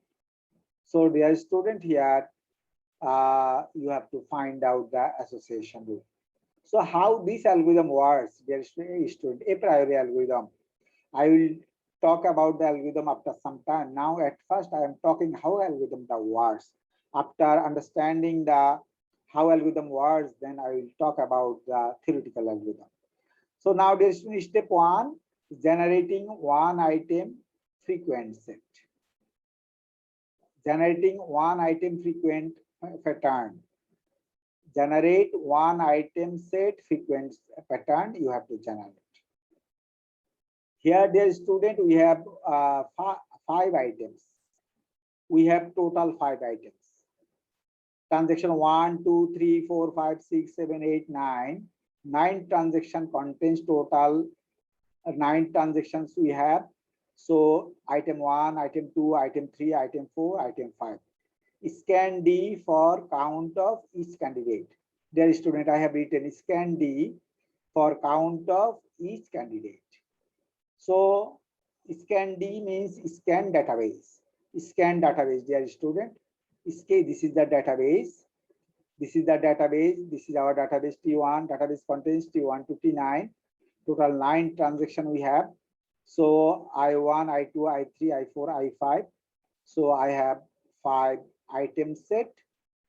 I1 occurs 6 times. Dear student, I1, 1, 2, 3, 4, 5, 6. I1 occurs. Here is count. Here support count. I am finding the support count. I am finding the support count. Sub count means support count, dear student. So I1 contains 6 times. Here I1 occurs 6 times. I2 occurs for 7 times. I2, I2, I2, I2, I2, I2, I2, I2 occurs for 7 times. I3 6 times. I4 2 times. I5 2 times. This is the C1. Dear students, since we have considered here one item. Dear student, we have considered here one item. So since I have considered one item, so C1, this is the C1. C1 is the candidate items. Dear student, do you understand the first table? First table, dear student. Scan database for count of each candidate. Scan database for count of each candidate. Do you understand? Yes, sir. Yes, sir.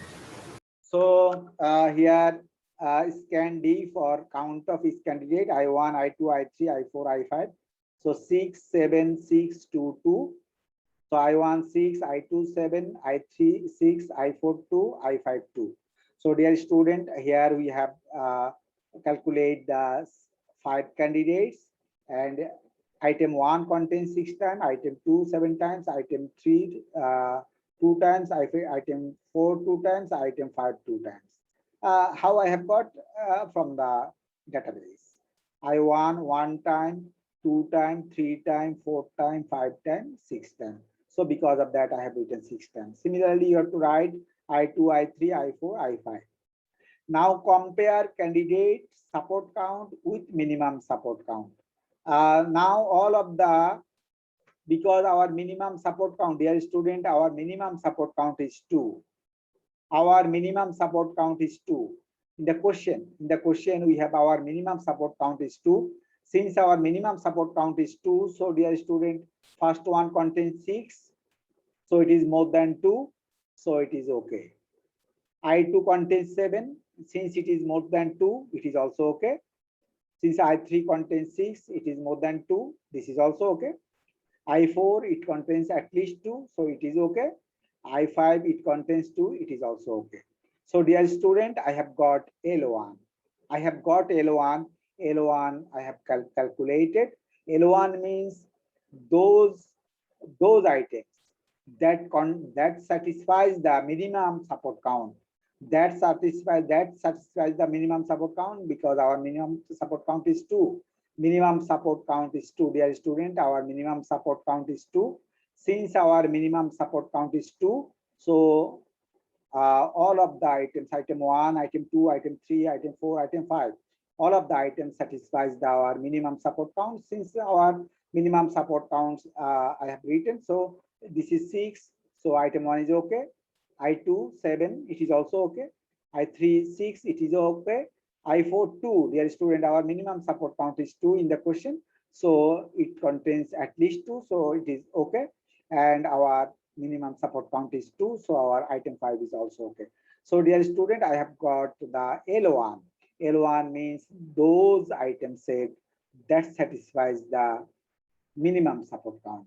So dear student, I have got the L1. Dear student, C1 calculation and L1 calculation is okay or not, dear student?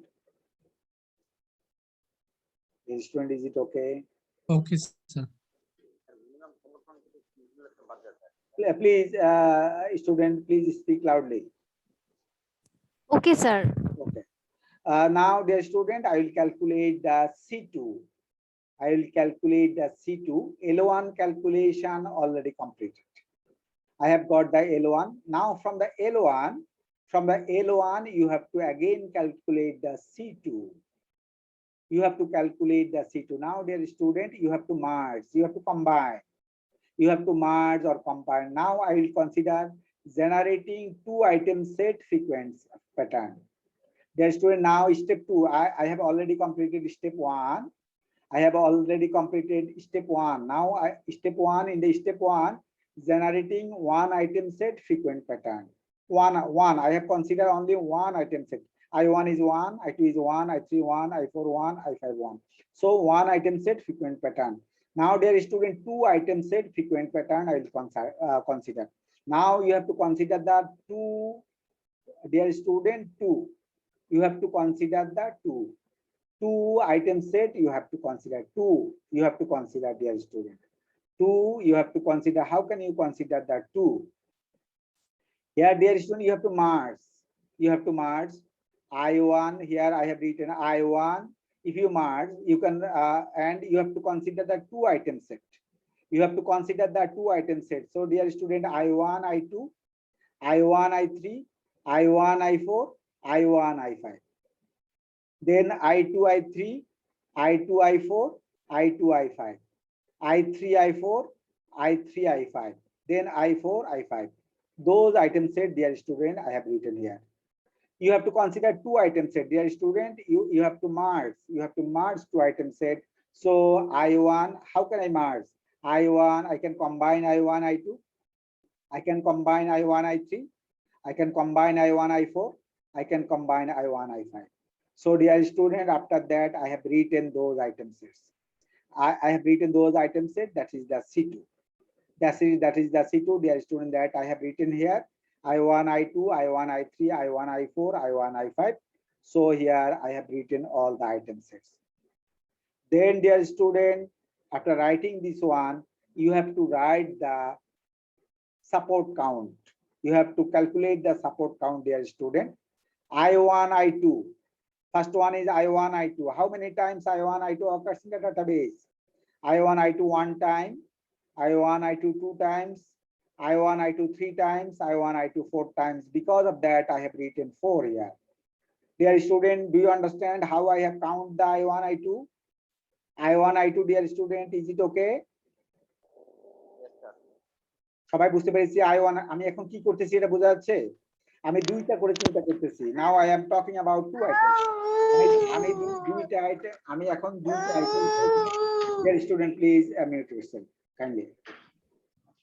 So I1, I2 আমি আগে হচ্ছে দুইটা করে marks করলাম, লক্ষ্য করেন আমি দুইটা করে মার্কস করলাম। I1 এর সাথে I2, I1 এর সাথে I3, I1 এর সাথে I4, I1 এর সাথে I5, I2 এর সাথে I3, I2 এর সাথে I4, I2 এর সাথে I5, I3 এর সাথে I4, I3 এর সাথে I5, I4 এর সাথে I5। এটা লিখে হচ্ছে আমরা এটা পেলাম। তারপরে হচ্ছে যে I1 I2 হচ্ছে যে I1 I2 কয়বার আছে আমি এটা দেখবো, আমি বাংলাতে বলি আর তার বুঝতে সুবিধা হবে। I1 I2, how many times I1 I2 occurs, dear student? How many times I1 I2? From the database you have to find how many times I1 I2 occurs. I1 I2 one time, I1 I2 two times, I1 I2 three times, I1 I2 four times. So dear student, I have written how many times I1 I2 occurs, how many times I1 I3 occurs, four times, I1 I4 one time, I1 I3 two times, I1 I3 four times, I1 I4 two times, I1 I2 I3 two times, I3 I4 zero times, I3 I5 one time, I4 I5 zero times. So dear student, from the database I have written those values. Dear student, is it okay? Dear student, is it okay? Same sequence হতে হবে। Same sequence মানে বলেন, অসুবিধা নেই। Like I4 I5 I4 I5 I4 লিখেন, I4 I5 লিখেন আর কি, তাহলে আপনার বুঝতে সুবিধা হবে। I4 আর I5 তো একই জিনিস, I4 I5 যে জিনিস, I5 I4 ও একই জিনিস, কিন্তু আমি বলছি হচ্ছে যে আপনি লেখার সময় হচ্ছে যে যাতে আপনার মানে অ্যানোমালিস ক্রিয়েট না হয়, in that case it is better to right I4 I5, I4 কে আগে লিখবেন, I5 কে পরে লিখবেন। বুঝা গেছে? এটা এই টেবিল বানানো বুঝা গেছে? The student, is it okay? Yes, sir. এবার দেখবেন যে this is C2, this is your C2. Now you have to consider, dear student, now you have to find out the L2. How can you find out the L2? Those items said that satisfies the minimum support count. In the question your minimum support count is 2. In the question, dear student, your minimum support count is 2. Since your minimum support count is 2, so dear student, here 2 support count, you have to consider the 2 support count. 2 support count, that means, dear student, first one is support count 4, that means first one is qualified. I1 I3 is 4, it is also qualified, but I1 I4 it is not qualified because it is 1, it is less than 2. Since it is less than 2, so I1 I4 is not qualified. I3, dear student, I3 I4 it is 2, so it is qualified. I2 I3 it is also qualified because it is 4. I2 I4 are qualified, it is 2. Then I2 I3 maybe, so it is also qualified, and remaining are not qualified. So dear student, I have written only the qualified item. I have written I1 I2 it is 4, I1 I2 it is 4, it is qualified. I1 I3 it is 4, it is also qualified. And I1 I5 it is 2, so it is qualified. I2 I3 it is 4, so it is qualified. I2 I4 it is 2, I2 I4 it is 2, it is qualified. So I2 I5 it is 2, it is qualified. So dear student, it is I have written the L2, I have find out the L2, dear student, I have find out the L2. So L2 I have calculated L2 from C2. L2 I have calculated. L2 I have calculated from the C2. From the C2 I have calculated the L2. Dear student, is it okay? How to calculate the L2 from C2? কিভাবে C2 calculation করতে হবে, কিভাবে L2 calculation করতে হবে, whether we are clear or not, dear student? Is it okay? সবাই বুঝছি না বুঝি নাই, কেন L2 তে কম কেন এটা বোঝা গেছে? Dear student, why আরেকবার বলবেন স্যার? L2 জাস্ট হলো C2 যেগুলা হলো আপনার মিনিমাম সাপোর্ট কাউন্ট কত দেওয়া আছে প্রশ্নে, বলেন মিনিমাম সাপোর্ট কাউন্ট কত দেওয়া আছে প্রশ্নে? 2। তাহলে 2 কিংবা 2 এর চেয়ে বেশি যেগুলা সেগুলা শুধু লিখবেন, যেগুলা 2 বা 2 এর চেয়ে কম, 2 এর চেয়ে কম যেগুলা সেগুলো লিখবেন না, যেহেতু মিনিমাম প্রশ্নের মিনিমাম সাপোর্ট কাউন্ট 2 দেওয়া আছে, সুতরাং হচ্ছে যেগুলো হচ্ছে 2 কমপক্ষে 2 আছে সেগুলো লিখবেন, কমপক্ষে 2 কিংবা 2 এর চেয়ে বেশি যেগুলা সেগুলো লিখবেন, 2 কিংবা 2 এর চেয়ে বেশি যেগুলা সেগুলো লিখলাম, তাহলে সেগুলা এখানে লেখা হবে। So is it okay? Okay, sir. Okay.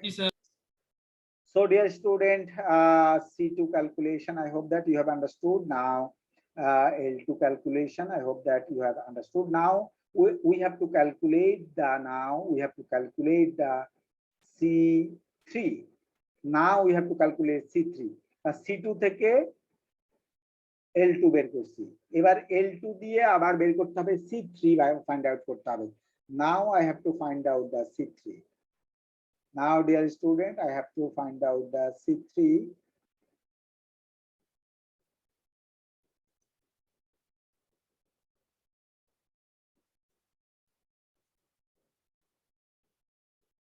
Now I have to find out the C3.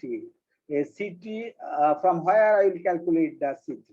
The dear student, L2. From L2 I have to calculate the C3. How can I calculate the C3? Here I1, I2. Now I have to merge because I have to, for the C3 I have to consider 3 item set. I have to consider the 3 item set, dear student. I have to consider the 3 item set. I have to consider the 3 item set. How can I consider the 3 item set? You have to merge. Here I1, I2 and I1, I3. I can merge I1, I2 and I1, I3. So after merging I1, I2 and I1, I3, I'll get I1, I2, I3. So dear student, I have find out the I1, I2, I3. I1, I2, I3. So dear student, then here I1, I2, I can merge I1, I2 and I1, I5. I can merge I1, I2 and I2, I3. I can merge I1, I2.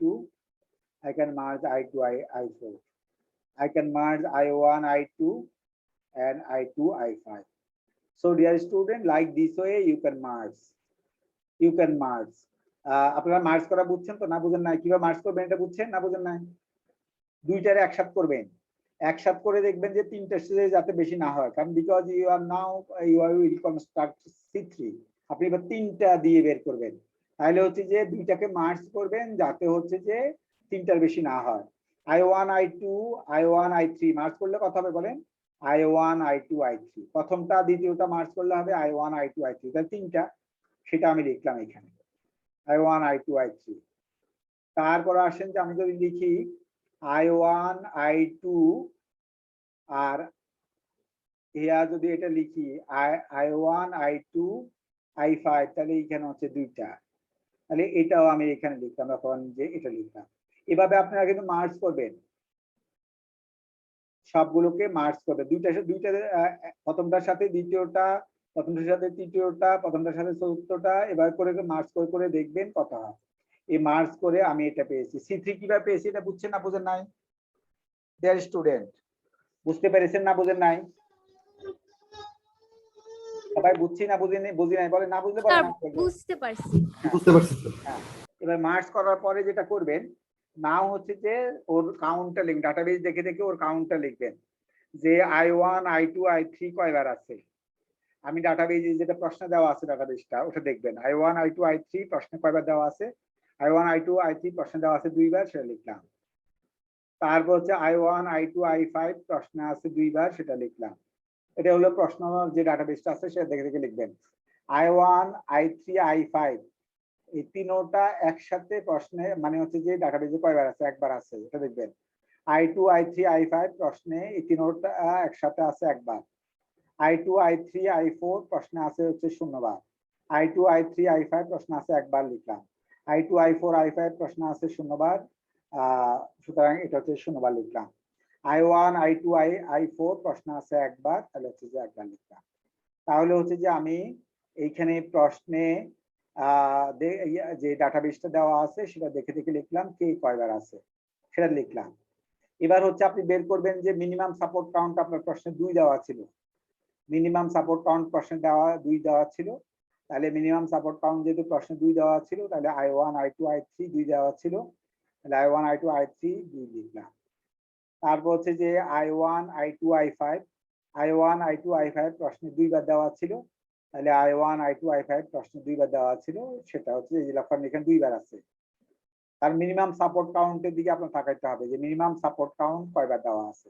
যেহেতু minimum support count আমার প্রশ্নে দেওয়া আছে হচ্ছে যে 2, তাহলে আমি শুধু 2 কিংবা 2 এর চেয়ে বেশি যেগুলো সেগুলো রাখবো, আর বাকিগুলো মুছে দিব, বাকিগুলো আমি লিখবো না। তাহলে L2 বের করলাম, L3 বের করলাম, এই C3 থেকে আমি L3 বের করলাম। কিভাবে? যে minimum support count I1 I2 I3, তাহলে হলো অ্যালাউ কারা কারা হলো, কারা কারা কৃতকার্য হলো, I1 I2 I3 এবং I1 I2 I5, এই দুজন হচ্ছে কৃতকার্য হলো, দুজনকে লিখলাম। বুঝছি না বুঝি নাই? এটা থেকে এটাকে কিভাবে লিখছি এটা বুঝছেন না বুঝেন নাই? বুঝছেন না বুঝেন নাই বলেন? বুঝছি স্যার। হ্যাঁ, এবার হচ্ছে যে আমার 3টা দিয়ে হয়ে গেল, এবার হচ্ছে আমার 4টা। আমি 4টা দিয়ে বের করব। 4টা দিয়ে বের করতে হইলে আমি প্রথমে আসেন যে এটাকে মার্জ করি, এটাকে মার্জ করি, এটাকে মার্জ করলে লক্ষ্য করেন, এটাকে মার্জ করলে কি হচ্ছে, এই যে এটাকে আর এটাকে যদি মার্জ করি তাহলে L3 থেকে আমি বানাবো C4 বানাবো।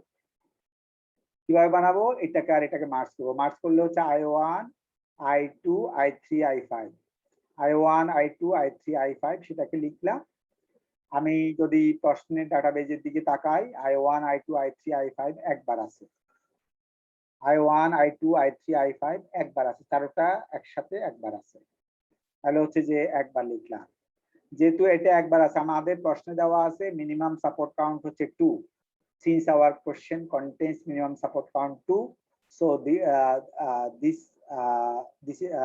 item set is not allowed, because here item set here support count 1, so this is not allowed. এটা দেখতে পাচ্ছেন যে এটা থেকে কিন্তু যেহেতু আমাদের সাপোর্ট কাউন্ট মিনিমাম প্রশ্নে 2 দেওয়া আছে, তাহলে এই কিন্তু আসল হলো একবার, তাই এটা অ্যালাউ হয় না, তাহলে এটা ফাঁকা হয়ে গেছে। এটা ফাঁকা যখন হয়ে যাবে তখন কিন্তু মনে রাখবেন আপনাকে L4 যখন ফাঁকা হয়ে যাবে তখন কিন্তু আপনাকে আর করতে হবে না। এটা বুঝছি কিনা সেটা বলেন। বুঝেছি স্যার, থ্যাংক ইউ। হ্যাঁ, এখনো থ্যাংক ইউ দেওয়ার সময় নাই, আমি আসল জায়গাতে ফিরে আসি আর কি। হ্যাঁ, তো L4 পর্যন্ত হলো, আমরা L4 এসে আটকে গেলাম। কেন আটকে গেলাম? কারণ হচ্ছে যে আমি আর করতে পারতেছি না, কারণ L4 ফাঁকা হয়ে গেছে। আর আমাদের যে অ্যালগরিদমটা দেওয়া ছিল, আপনি বলতে পারেন স্যার এটা কোথায় লেখা আছে যে আপনি ফাঁকা হয়ে গেলে করবেন না? এই যে দেখেন, আপনার যদি অ্যালগরিদমটা দিকে তাকান, অ্যালগরিদমের দিকে তাকান, যদি এই অ্যালগরিদমে কি লেখা আছে দেখেন, যে লুপটা কতক্ষণ ঘুরতেছে বলছে, দেখে বলছে এ প্রায়োরি অ্যালগরিদম বলছে লুপটা কতক্ষণ চালাইতে, not equal to null. Not equal to null, L K not equal to নাল বলছে, যতক্ষণ পর্যন্ত এল কে নাল না হয়, যতক্ষণ পর্যন্ত এল কে নাল না হয় ততক্ষণ পর্যন্ত আপনাকে করতে হবে। যেহেতু অ্যালগরিদমে বলছে এল কে নাল না হওয়া পর্যন্ত করতে হবে, because of that I will stop until L4 here L4 not equal to null. Now L4 is null, so you have to stop. তাহলে আমি স্টপ হয়ে গেছি কারণ আমার L4 নাল হয়ে গেছে। এখন কথা হচ্ছে যে আমি কি পেলাম, সেটা তো একটা বিষয়। আসলে আমি কি পেলাম, যে আমি এত কষ্ট করে এত কিছু করলাম, তা আমি কি পেলাম সেটা তো আমাদেরকে বের করতে হবে। এবার আপনাকে বলছি যে এপ্রারি অ্যালগরিদমের মূল লক্ষ্য হচ্ছে কিন্তু আপনার বের করা, কিনা বলে যে অ্যাসোসিয়েশন রুল বের করা। এখন আপনি অ্যাসোসিয়েশন রুল বের করবেন কিভাবে, দেখেন আমি একটা করে দেখাই, তাহলে আপনি বুঝতে পারবেন। যে এই পেজে লাস্ট পেজ আর কি, how to calculate association rule. আপনি অ্যাসোসিয়েশন রুল কিভাবে বের করবেন, লক্ষ্য করেন এইখানে কি বলছে, for each frequent item set I generate all non empty subset of I, for every non empty subset S of I output the rule this one. বলছে এটা হবে একটা রুল। তবে এইখানে বলছে হচ্ছে যে support underscore count of I, support count underscore of S is greater than equal to বলছে মিনিমাম কনফিডেন্স। মিনিমাম কনফিডেন্স হচ্ছে বেশি হইতে হবে, তাহলেই বলছে হচ্ছে আপনি করতে পারবেন। আচ্ছা, এখন আসেন যে প্রথম স্টেপটা করতে হবে, for each frequent item set I generate all non empty subset of I. আগে বলছি যে আপনাকে আই বের করতে হবে, আই কে লিখতে হবে। আই লিখবেন কিভাবে, সবার আগে আপনি এল সবগুলাকে একসাথে করবেন।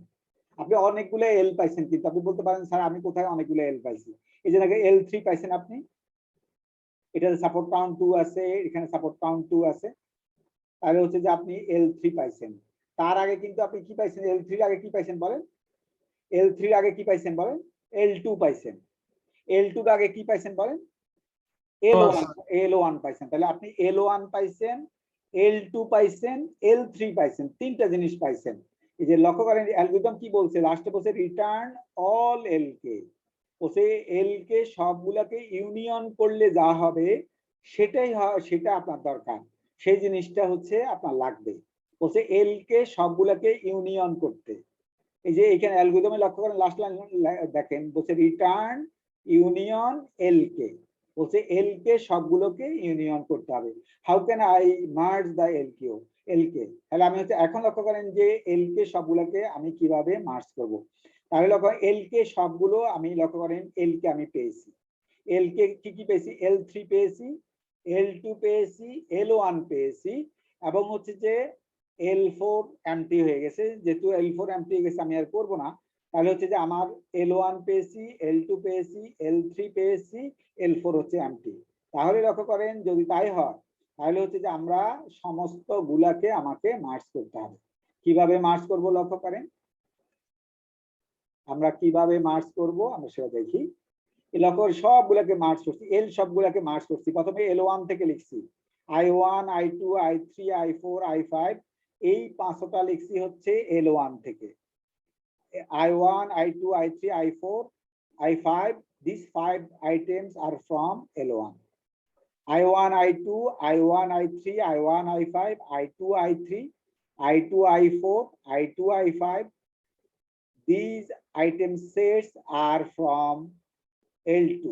এটা হচ্ছে L2 থেকে পেয়েছি I1 I2 I1 I3 I1 I5 I2 I3 I2 I4 I2 I5, all 1 2 3 4 5 6, these 6 item sets from L2.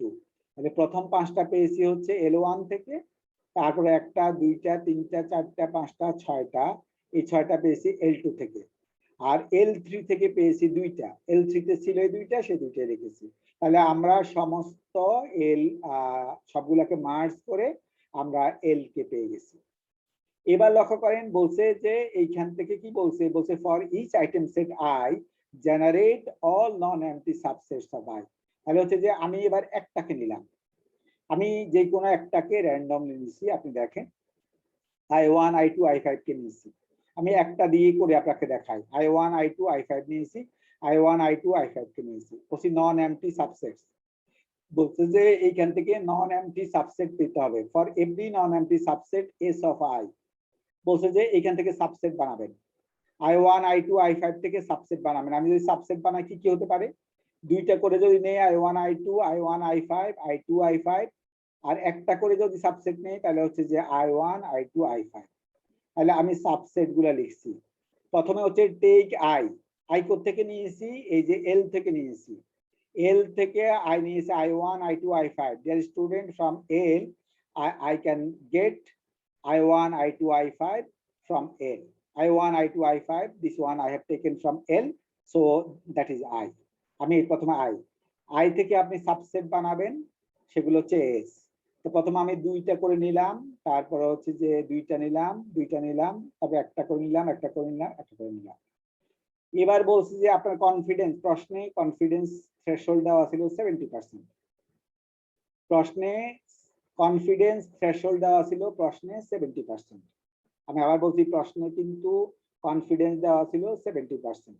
তাহলে আপনার আই কত ছিল, আই ছিল I1 I2 I5, তাহলে I1 I2 I5 যদি লিখি আর এস সমান যদি লিখি I1 I2, তাহলে এইখানে কি বলছে দেখেন, বলছে হচ্ছে এটা হবে হচ্ছে একটা ফর্মুলা এস, তারপরে এখানে একটা দিছি দিয়ে বলছি হচ্ছে যে I মাইনাস এস ইফ এত then equal is greater than equal to বলছে মিনিমাম কনফিডেন্স। আমরা দেখি তাহলে কি হলো।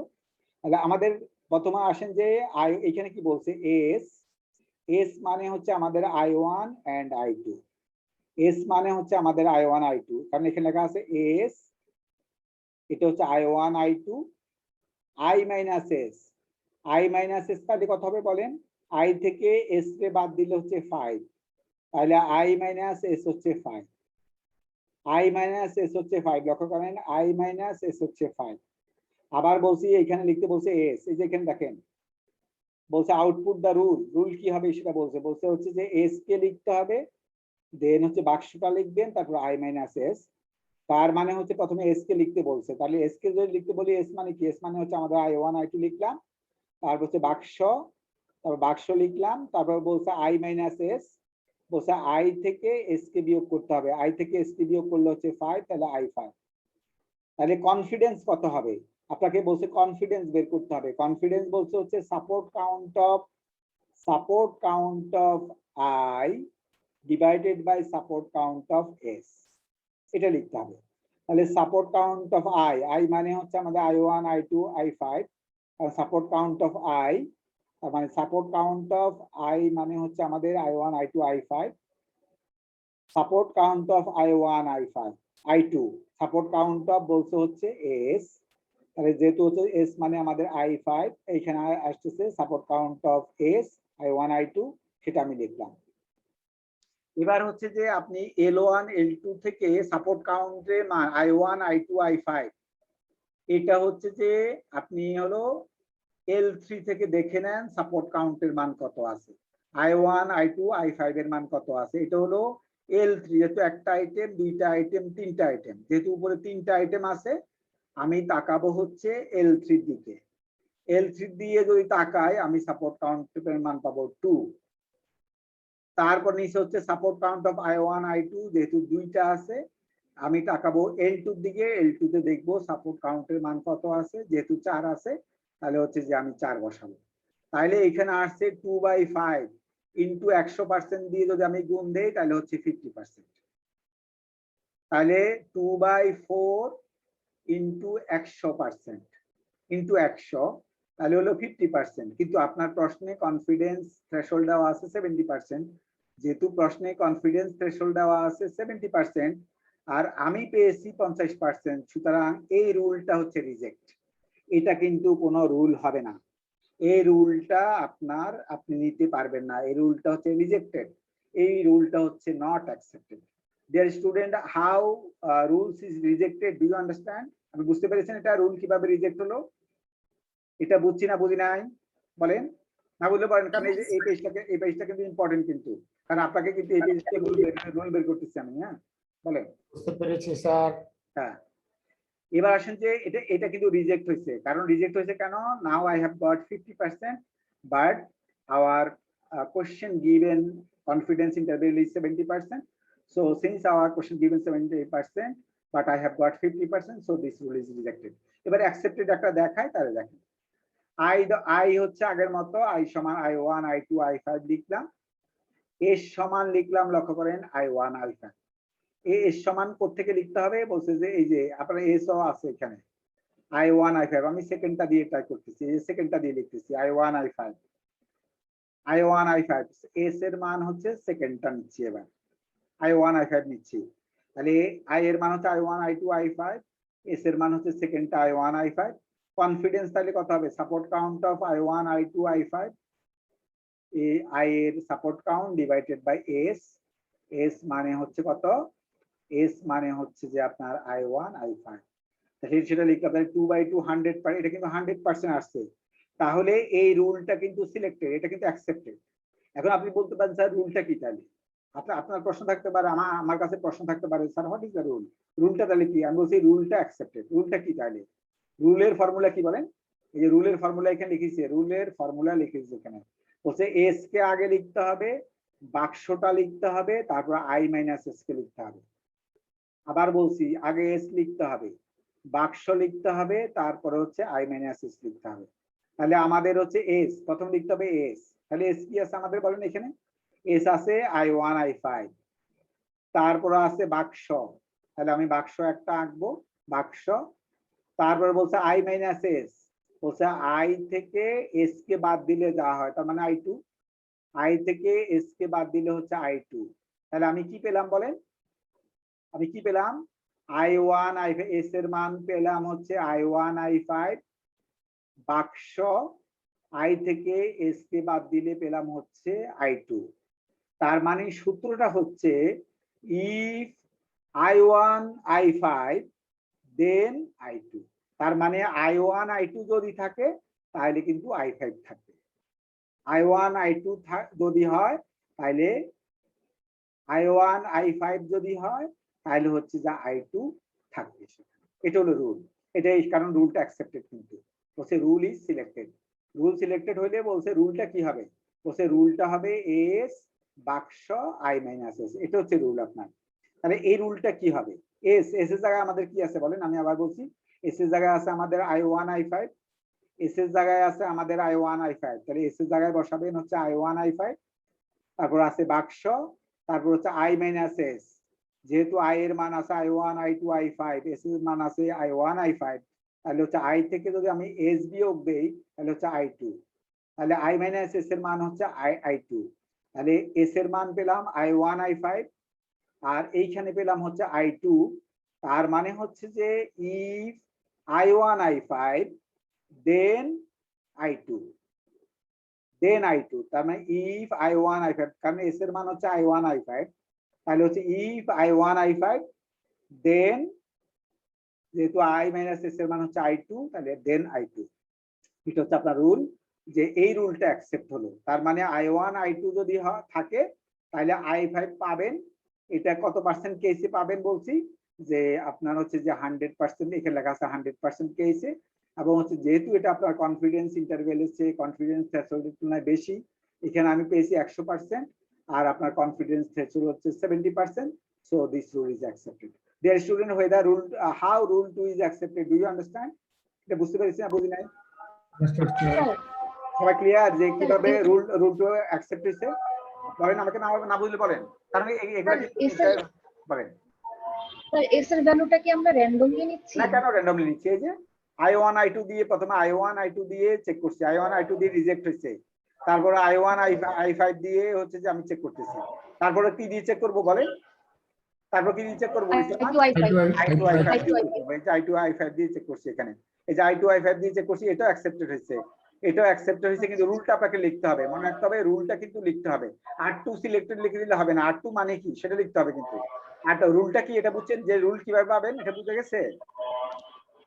মানে স্যার এস এর সবকটা ভ্যালুর জন্যই আমরা চেক করছি না, এইখানে এই যে রুলটা হচ্ছে এটা, এই যে আমার মাউসের নিচের এটা হলো রুল, স্যার। এই মাউসের নিচের এটা হচ্ছে রুল। এটাতে মান বসাই বের করতে হবে রুলটা কি হবে। যেমন যেটা অ্যাকসেপ্ট হয়েছে শুধু সেটার জন্য বের করবেন, যে আমাদের রুলটা R2 রুলটা কি বলেন দেখি, R2 রুলটা কি হবে তাহলে? এস এর মান কত বলেন? R2 এর ক্ষেত্রে আমাদের এস এর মান কত বলেন? R2 এর ক্ষেত্রে এস এর মান কত? R2 এর ক্ষেত্রে এস এর মান কত দেখে দেখে বলেন, এই যে আমার মাউসের নিচে দেখে দেখে। I1 I5 sir. I1 I5, তাহলে I1 এস এর জায়গাতে বসাবেন I1 I5। তাহলে I মাইনাস এস এর মান কত বলেন? R2 এর ক্ষেত্রে I মাইনাস এস এর মান কত?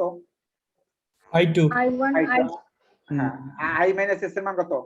I থেকে I2 শুধু I2, তাহলে I2, তাহলে হচ্ছে I মাইনাস এস এর মানে I2। তার মানে এস এর মান আপনি বলছেন I1 I5, I minus S এর মান বলছেন I2।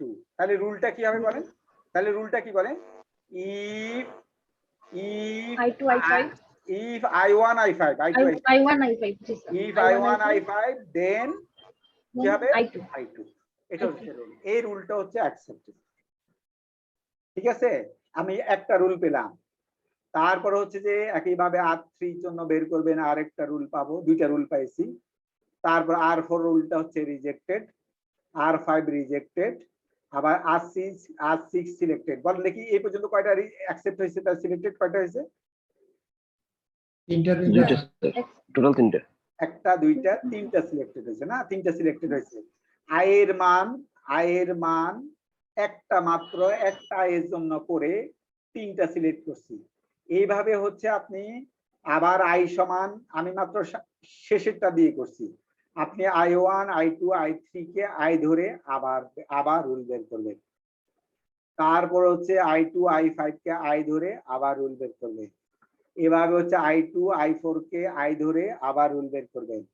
তারপরে I2 I5 কে ধরে আবার রুল বের করবেন। I1 I5 কে আই ধরে আবার রুল বের করবেন।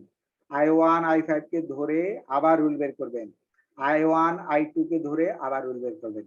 এগুলাকে কিন্তু আই ধরতে পারবেন না, কারণ এখানে আছেই একটা, সুতরাং আপনি এস লিখতে পারবেন না। যদি এটাকে আই ধরেন তাহলে এস লিখতে পারবেন না। সুতরাং হচ্ছে একটা দিয়ে আপনি একটাকে আই ধরার কোনো দরকার নাই, আপনি মিনিমাম দুইটাকে আই ধরবেন। কারণ I1 I2 এটাকে আমি আই লিখতে পারবো, I1 I3 কে I লিখতে পারবো, I1 I5 কে I লিখতে পারবো, I2 I3 কে I লিখতে পারবো, I2 I4 কে I লিখতে পারবো, I2 I5 কে I লিখতে পারবো।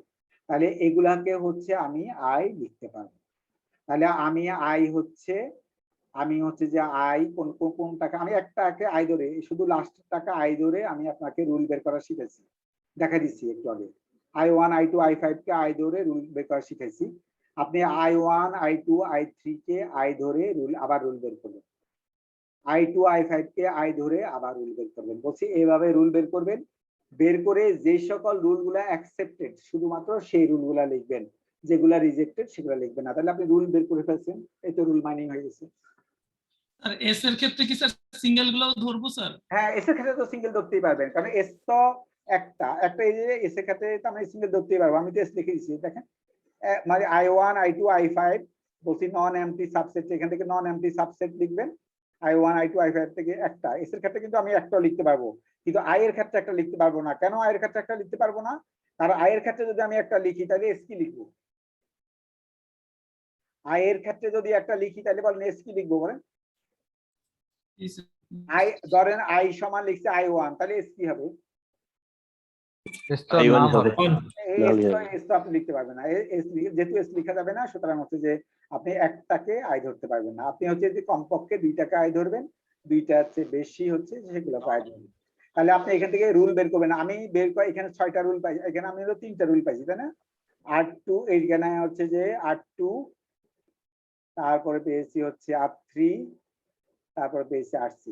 তাহলে আমি হচ্ছে যে এটাকে আই ধরে লাস্টের টাকা আই ধরে 3টা রুল পেয়েছি। তারপর আপনি I1 I2 I3 K I ধরে আবার রুল বের করবেন। এইভাবে আপনি যতগুলা রুল পাবেন সবগুলা রুলকে একসাথে করে লিখবেন, সেটাই আপনার answer. Because of that this are the rule mining.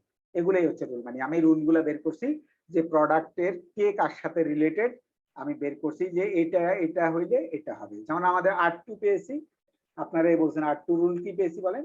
পেয়েছি যে ইফ I1 and I1 এবং I5 যদি হয় দেন I2, তার মানে I1 আর I5 যদি থাকে তাহলে সেই ক্ষেত্রে হচ্ছে I2 থাকবে। that is the rule. That rule is accepted because our confidence is 100%. I have got the confidence 100%, but our given confidence threshold is 70%. So this rule is accepted. যেহেতু এটা 100% আছে, 70% এর বেশি বা সমান, সুতরাং এটা accepted. এটাও 100%, এটা 70% বেশি, এটা accepted. এটাও 100% পেয়েছি, এটা 70% এর বেশি বা সমান, সুতরাং accepted.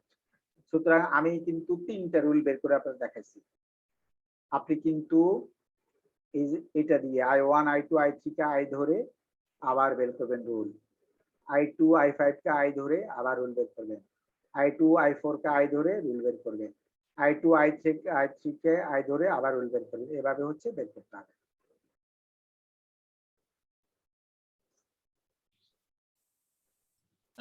এসটা জানি কিভাবে পেয়েছিলাম স্যার, একটু দেখালে একটু মনে পড়বে sir. Subset I1 I2 I5 এইখান থেকে সাবসেট নেবেন। তো এখান থেকে সাবসেট নিলে আপনি যদি দুইটা করে যদি নেন I1 I2 নিতে পারবেন। প্রথমে আসেন দুইটা করে যদি নেই তাহলে I1 I2 নিতে পারবো, I1 I5 নিতে পারবো, তারপরে I2 I5 নিতে পারবো দুইটা করে নিলে। আর একটা করে নিলে তো I1 নিতে পারবো, I2 নিতে পারবো, I5 নিতে পারবো। তাহলে স্যার এল এর আরেকটার জন্য স্যার আগে ডিফারেন্ট এস হবে স্যার, ঠিক? হ্যাঁ, এল এর আরেকটার জন্য এই যে এই I1 এটা হবে I1 I2 I1 I3 হবে, I2 I3 হবে, আবার I1 I2 আর I3 তিনটা এরকম আলাদা হবে। থিমটা বুঝতে পেরেছেন তো নাকি? থিম কি বুঝা গেছে? থিম বুঝা গেছে কিনা? এই প্রায়োরি অ্যালগরিদমের থিম বুঝা গেছে কিনা? তো হচ্ছে যে আজকে বড় বড় দুইটা ম্যাথ করাইলাম। একটা হলো প্রিন্সিপাল কম্পোনেন্ট অ্যানালাইসিস, সেটা হচ্ছে যে আমার সিটি কোশ্চেনে আছে। এ প্রায়োরি অ্যালগরিদমের ম্যাথটা আছে হচ্ছে আপনার ইয়াতে মিডের কোশ্চেনে। সুতরাং মিডের কোশ্চেনেরও কিন্তু একটা সলভ করে দিচ্ছেন। সুতরাং আপনি মিডের কোশ্চেনের এটাকে মিডের কোশ্চেনটা খুলবেন, খুলে মিডের কোশ্চেনে এটাকে সলভ করে ফেলবেন। এই অ্যালগরিদম দিয়ে মিডের কোশ্চেনটা সলভ করে ফেলবেন, তাহলে কিন্তু আপনি পেরে যাবেন। বুঝছি না বুঝি নাই? নাকি ডাটা মাইনিং কঠিন লাগতেছে কোনটা? বুঝছি স্যার। ডাটা মাইনিং কি কঠিন লাগতেছে না বুঝতেছেন? স্যার কঠিন লাগতেছে। বেশি একটু কঠিন লাগতেছে? কঠিন যে স্যার লাগতেছে। কঠিন হলেও বুঝতেছি স্যার। না কঠিন লাগতেছে সেটা ঠিক আছে, কিন্তু বুঝতেছেন কিনা সেটা হচ্ছে ইম্পর্টেন্ট। জি স্যার বুঝতেছি আমরা। আমি তো এক্সাম্পল দিয়ে বোঝানোর চেষ্টা করতেছি যাতে হচ্ছে যে আপনি আপনার বুঝতে কষ্ট না হয় আর কি। আমি যদি শুধুমাত্র অ্যালগরিদমটা লিখে ছেড়ে দিতাম তাহলে তো আপনি বুঝতে পারতেন না, তাই না? ইম্পসিবল হয়ে যেত। কিন্তু হচ্ছে যে আমি তো এক্সাম্পল দিয়ে বোঝাইছি যাতে হচ্ছে যে আপনি বুঝতে পারেন যে আমরা কিভাবে করতে হবে। জি স্যার, থ্যাংক ইউ স্যার। একটু কঠিন তো আছেই আর কি, না? কারণ হচ্ছে অঙ্ক তো অঙ্ক করে করতে হয় জিনিসটা, because of that.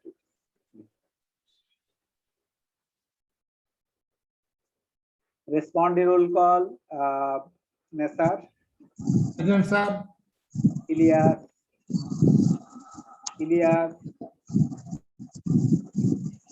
are you present? Mustafa Selim Raja Mandal, Yes, sir. Nahid, are you present? Rustum Ali, Yes, sir. Mohyuddin,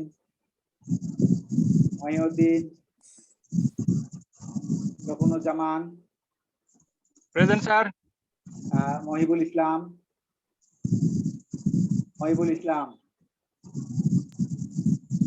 আছেন না নাই? মালি থেকে আছেন নাকি নাই? মহিবুল গুলো ওইখানে ক্লাস করে নাকি?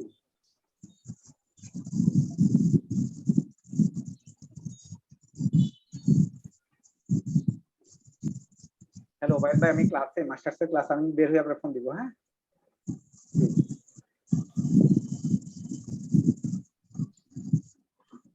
হ্যাঁ, মহিবুল ইসলাম নাই। দেন মাকসুদ, Yes, sir. তন্ময় বোধ ওই সেকশনে ক্লাস করে বোধ হয়।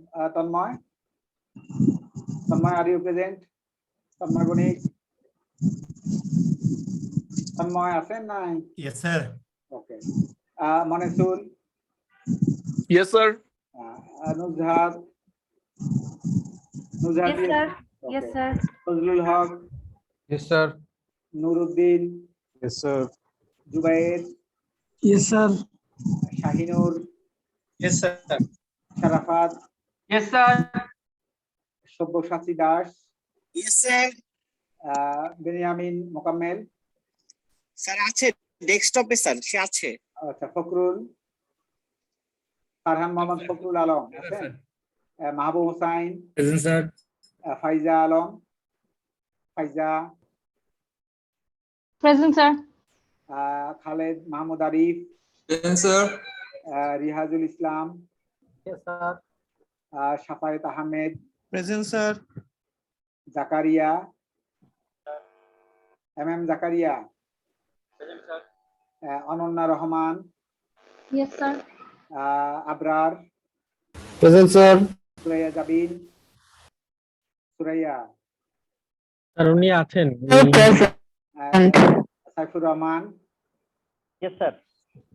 মুদাসসির Zakaria? Present sir. Fahid Hasin? Present sir. Ziaul হ্যাঁ Haq? Sir. Sultana Kawsar? Yes, sir. Basma Rahman? Present. Dipanjal Rakshi? Present sir. and Tauhiduzzaman? Present please. Momita Kabir? Present, sir. Habibur Rahman Rana? Present sir.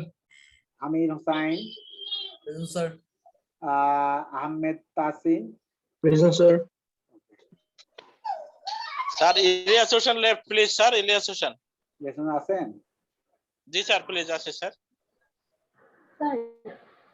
Sir, sir N সেকশনের মোহাম্মদ আব্দুল সোবান মিয়া বলছিলাম স্যার, আমি প্রেজেন্ট আছি। আমি দিয়ে দিচ্ছি এখানে। Thank you sir. আপনার দিয়ে দিচ্ছি এখানে, আপনি যে এখানে আসছেন আমি জানি। স্যার ইলিয়াস হোসেন দিয়েছেন প্লিজ। দেখি লেসন দিচ্ছি কিনা। আপনারা কিন্তু প্রশ্নগুলো সলভ করতে থাকেন ডিয়ার স্টুডেন্ট। আপনারা কিন্তু পরে সময় পাবেন না, আপনারা এখনই কিন্তু যখনই আমি করাই সাথে সাথে মিডের কোশ্চেনটা সিটি কোশ্চেনটা আপনি সলভ করে ফেলবেন। তাহলে যেটা হবে আপনি এরপরে একসাথে করে দিলে হয়ে যাবে। একটা সব ফ্রেশ কাগজে লিখবেন সুন্দর করে, রাস্তায় সবগুলোকে জোড়া লাগিয়ে আপনার হলো মিডের আনসার বানিয়ে ফেলতে পারবেন। আমি কি বলতেছি? স্যার হ্যাঁ স্যার স্যার রকনুজ্জামান বলতেছিলাম স্যার। এরকম জান বলেন। হ্যাঁ ইলিয়াস দিছি এরকম। স্যার আমার দুইটা ক্লাসে আমি ছিলাম স্যার, প্রথম ক্লাস। আচ্ছা তাহলে স্যার এর আগের দুইটা ক্লাস প্রেজেন্ট প্লিজ স্যার। দিছি, ইলিয়াস হোসেন দিছি। ওকে ইলিয়াস হোসেন স্যার বলেন। এই আমি এরকম স্যার রকনুজ্জামান বলতেছিলাম স্যার। এরকম জামান তো আজকে প্রেজেন্ট ছিলেন নাকি? স্যার আজকে তো প্রেজেন্ট আজকে স্যার আগের দুইটা ক্লাসও প্রেজেন্ট ছিলাম স্যার, কিন্তু অ্যাবসেন্ট দেখাচ্ছে স্যার। আচ্ছা এটা দিয়ে দিচ্ছি আমি। ইমিডিয়েট আগে দুইটা, তাই তো? জি স্যার। আমার ফার্স্ট ক্লাসটাও অ্যাবসেন্ট। রকম জামান আছে, রকম জামান আগেরটা প্রেজেন্ট আছে তো? প্রথম দিন আপনার আগেরটা তো ইয়ে আছে না? এর আগেরটা স্যার। আচ্ছা এই আগেরটা বলছি, এইখানে কি গত ক্লাসে প্রেজেন্ট ছিলেন, আমি অ্যাবসেন্ট দিচ্ছি, এরকম কেউ আছেন? স্যার সাইদ আহমেদ আছেন স্যার, লাস্ট স্ট্রাইক। কি নাম? স্যার একদম লাস্টে স্যার সাইদ আহমেদ আছেন। সালাম আলাইকুম স্যার, আমি মহিউদ্দিন বলছিলাম স্যার। আমি প্রেজেন্ট স্যার, আমার মাইক্রোফোনের সমস্যা হচ্ছে স্যার। এই যে যারা পুলিশের যারা দলভুক্ত আছেন তারা কিন্তু হচ্ছে যে মানে থাকলে ওনারা থাকলে বলবেন আর কি, তাহলে সুবিধা হবে। স্যার আমি মহিউদ্দিন আজকে প্রেজেন্ট এবং এর আগেও ছিলাম স্যার। আমার মনে হয় মাইক্রোফোনের সমস্যা নাকি স্যার, প্রেজেন্ট হয় নাই স্যার একটা ক্লাস। মহিউদ্দিন তো প্রেজেন্ট আছেন, আজকে ক্লাসে প্রেজেন্ট আছেন। জি স্যার, আগের একটা অ্যাবসেন্ট ছিল স্যার, আমি ইউকেমে দেখলাম স্যার। হ্যাঁ এটা প্রেজেন্ট আছেন। ফার্স্ট ক্লাসটা সম্ভবত স্যার।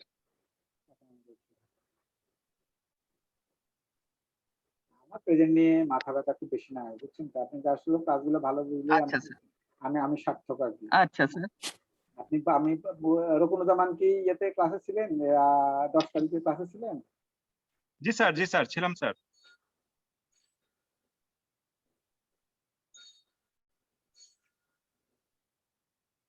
তো আর কেউ নাই তো না? পরে ইনশাআল্লাহ দিয়ে দিব, অসুবিধা নাই। স্যার ফার্স্ট ক্লাস ছিল আমার স্যার। নাম কি? একদম first class, Ananya Rahman sir, 27 নম্বর।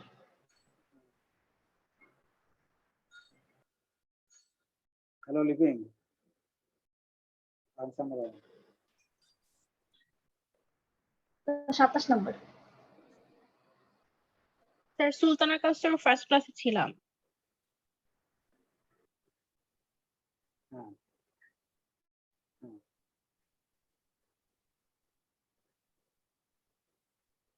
স্যার আমি মোস্তফা সেলিম রেজা স্যার, ফার্স্ট ক্লাসে। আমি ক্লাস শেষ করি লিপেন, ক্লাস এখনো শেষ করি নাই আপনি। হ্যাঁ এখনো ক্লাসে।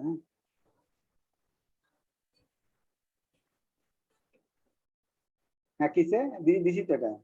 আর কার কোনো সমস্যা? আর সেলিম রেজা স্যার 3 নম্বরে স্যার। 3 নম্বরে সেলিম রাজা না?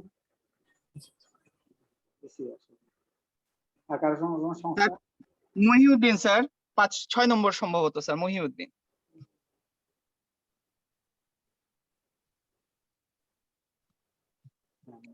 ঠিক আছে স্যার সুলতানা কাউসার। সুলতানা কাউসার কই? এখানে কি আমি সুলতানা কাউসার বলছি? জি স্যার 34। ও তাহলে বলছি সুলতানা কাউসার। আর কেউ আছে? আর কেউ আছেন? So thank you all for attending my class. Please, dear students. Sir আমার কিছু কোয়েশ্চেন ছিল স্যার। বলেন। হ্যালো বলেন, আমি শুনতে পাচ্ছি। Dear students, স্যার আপনার কাউন্সেলিং আওয়ারগুলো কখন? কাউন্সেলিং আওয়ার দেখবেন যে ওই আয়শা দিয়ে দিচ্ছে, ওর মধ্যে আমার কাউন্সেলিং আওয়ার আছে। তবে কাউন্সেলিং আওয়ারে যাওয়ার আগে আপনি যদি বুঝতে সমস্যা হয় সেক্ষেত্রে আমি কাউন্সেলিং আওয়ার ইউজ করবো, আদারওয়াইজ না আর কি। বুঝছেন কি বলছি? আমি কিন্তু সবসময় কাউন্সেলিং আওয়ারে থাকবো না, কিন্তু যেটা হচ্ছে যে যদি আপনাদের সমস্যা হয় সেই ক্ষেত্রে সবাই মিলে যদি বলে স্যার একটা রিপিটে একটা ক্লাস নেন যে আমাদের প্রশ্ন বুঝতে সমস্যা কিংবা উত্তর বুঝতে সমস্যা, সেই ক্ষেত্রে আমি কম্বাইনলি যে জায়গাতে কাউন্সেলিং আওয়ার দিয়েছি সেই জায়গাতে আমি কাউন্সেলিং। স্যার আমার স্যার থিসিস নিয়ে কিছু আপনার সাথে কে কথা ছিল। কে বলছেন? রানা। পুরো নাম বলেন। একদম লাস্টে থিসিস নিয়ে কথা ছিল। না আপনার নাম বলেন, পুরো নাম বলেন। আপনি পুরো নাম বলেন। ও এই যে লাস্টে স্যার 39। হাবিবুর রহমান রানা না? তো জি, স্যার। রানা, আপনার জন্য আমি বসতে পারি। আমি হচ্ছে আপনার সাথে হলো যেহেতু থিসিস নিয়ে ওটা নিয়ে জুমে বসতে হবে আপনাকে নিয়ে, হ্যাঁ। সুতরাং হচ্ছে আজকে কি বার? আজকে হলো শনিবার না? আপনি সোমবার রাতে ফ্রি আছেন? সোমবার রাতে? জি স্যার। সোমবার রাতে এদিকে সময় পাবেন 9টায়? জি স্যার, আপনাকে আমি হোয়াটসঅ্যাপে নক দিব নি পরে পার্সোনাল লিংক। সোমবার আমার এই লিংকে ঢুকবেন, এই যে লিংকে আপনি ক্লাস করেন এই লিংকে রাত 9টায় ঢুকবেন। তার আগে আমার ফোন দিবেন আর কি, আমি হয়তো ভুলে যেতে পারি। আপনি আমার ফোন দিবেন যে স্যার 9টার আগে ফোন দিবেন যে স্যার আমার এখন জুমে মিটিং আছে আর কি, হ্যাঁ? ঠিক আছে? আচ্ছা স্যার। স্যার আমার একটা কোয়েরি ছিল স্যার। স্যার আমি আপনার বলছিলাম স্যার, আমরা যারা স্যার থিসিসের কোনো রকম ক্রেডিট নেইনি তাদের জন্য কি স্যার এখন থিসিস আগায় রাখার কোনো কিছু আছে কি স্যার? আমার সাজেশন হবে student should be more clever. কেন এই কথা বলছি আপনি বলতে পারেন যে স্যার আপনি এটা বলছেন কেন? আমি এটা বলছি যে স্টুডেন্টকে বলি আপনারা একটু মিউট করেন, আপনারা সবাই নিজেকে মিউট করেন, আমি ইম্পর্টেন্ট গুরুত্বপূর্ণ অ্যানাউন্সমেন্টটা করে নিই, হ্যাঁ। আপনাদেরকে একটু ক্লেভার হইতে হবে। ক্লেভারটা কেন বলছি, আপনি ধরেন থিসিস রেজিস্ট্রেশন করে ফেলছেন 6 ক্রেডিট বা 9 ক্রেডিট করার পরে আপনি বুঝলেন যে আমি তো থিসিস পারতেছি না, তখন কি হবে? ইউনিভার্সিটি কিন্তু আপনার 9 ক্রেডিটের টাকাটা নিয়ে নেবে। ইউনিভার্সিটি কিন্তু আপনার 9 ক্রেডিট টাকা ফেরত দিবে না, আপনি কিন্তু থিসিস থেকে সরে আসতে কিন্তু ফেরত দিবে না। সেজন্য আমি বলছি আপনি প্রথমে যেটা করেন, কোনো কোর্স রেজিস্ট্রেশন করা ছাড়াই আপনার যিনি সুপারভাইজার, আপনি যাকে সুপারভাইজার হিসেবে সিলেক্ট করবেন তার সাথে 1 মাসের মতো কাজ করেন, করে আপনি প্রপোজালটা জমা দেন। দিয়ে আপনার প্রপোজালটা যদি পাস হয়ে যায় তখন আপনি ডিসিশন নেন যে 1-2 মাস যেহেতু আপনি কাজ করবেন, আরো করার পরে আপনি দেখবেন যে আপনি পারতেছেন কিনা। যদি মনে করেন যে আপনার কাছে ইজি মনে হচ্ছে তাহলে আপনি পরের সেমিস্টারে কোর্স রেজিস্ট্রেশন করবেন। আর আপনি যদি মনে করতেছেন না আমি তো ভালো বুঝতেছি না, সেই ক্ষেত্রে আপনি কিন্তু থিসিস রেজিস্ট্রেশন করবেন না। তখন কিন্তু আপনার নড়ানড়ি করার কিন্তু আপনার স্কোপ আছে, তখন কিন্তু আপনি নড়তে চড়তে পারবেন। কারণ হচ্ছে যদি আপনি তো রেজিস্ট্রেশন করেন নাই এখনো, থিসিস বা প্রজেক্ট রেজিস্ট্রেশন করেন নাই, তাহলে আপনি নড়তে পারবেন। আপনি ইচ্ছা করলে মাস্টার্স বাই কোর্স করতে পারবেন, করে আপনি পার হয়ে চলে যেতে পারবেন। কারণ মাস্টার্স বাই কোর্স হচ্ছে ইজি। মাস্টার্স বাই কোর্স হচ্ছে ইজি, এটা হলো যে আপনি ইজিলি পার হয়ে চলে যেতে পারবেন। কিন্তু আপনি যদি ধরেন যে থিসিস রেজিস্ট্রেশন নয় করে ফেলছেন, করার পরে এখন যে বুঝতেছেন যে আমি তো পারতেছি না, তাহলে কি হবে? আপনার 9 ক্রেডিটের টাকা তো ইউনিভার্সিটি নিয়ে নেবে, ইউনিভার্সিটি কিন্তু আপনার দিবে না টাকা। সুতরাং হচ্ছে যে আমার সাজেশন হবে আপনি হচ্ছে যে যারা থিসিস প্রজেক্ট নেবেন, নেওয়ার আগে আপনি 1 সেমিস্টারে আপনার প্রপোজালটা ডিফেন্স করবেন এবং আপনার সুপারভাইজারের সাথে কাজ করবেন, কাজ করে বোঝার চেষ্টা করবেন whether you are okay for thesis or project or not। আপনি বোঝার চেষ্টা করবেন। আপনি যদি মনে করেন যে আমি পারতেছি তাহলে আপনি থিসিস রেজিস্ট্রেশন করবেন, আর যদি মনে করেন যে আমি পারতেছি না তখন আর রেজিস্ট্রেশন করবেন না। এই কথা বুঝাতে পেরেছি না? বুঝেন নাই? থ্যাংক ইউ স্যার, স্যার বুঝতে পারছি। কারণ ইউনিভার্সিটি আমার কথা হচ্ছে যাতে আপনি কোনো কমপ্লিকেটিভিটি না পড়েন, আমি সেজন্য বলছি। কারণ হচ্ছে যে আপনাদের 9 ক্রেডিটের টাকা কিন্তু কম না। 9 × 5,000 কত হলো? 45,000 যোগ হচ্ছে যে 2 সেমিস্টারে আপনি করছেন, আরো আসবে হলো 5,000 10,000, 45 10,000 55,000 টাকা নষ্ট হবে। সুতরাং হচ্ছে আপনি নষ্ট হওয়ার আগেই আপনি হচ্ছে যে দেখে নিলেন আপনি আসলে ওকে। ঠিক আছে, thank you all dear student, ইনশাআল্লাহ আবার কথা বলবো। আল্লাহ হাফেজ। আসসালামু আলাইকুম স্যার। আসসালামু আলাইকুম স্যার। আসসালামু আলাইকুম স্যার। আল্লাহ হাফেজ। আসসালামু আলাইকুম।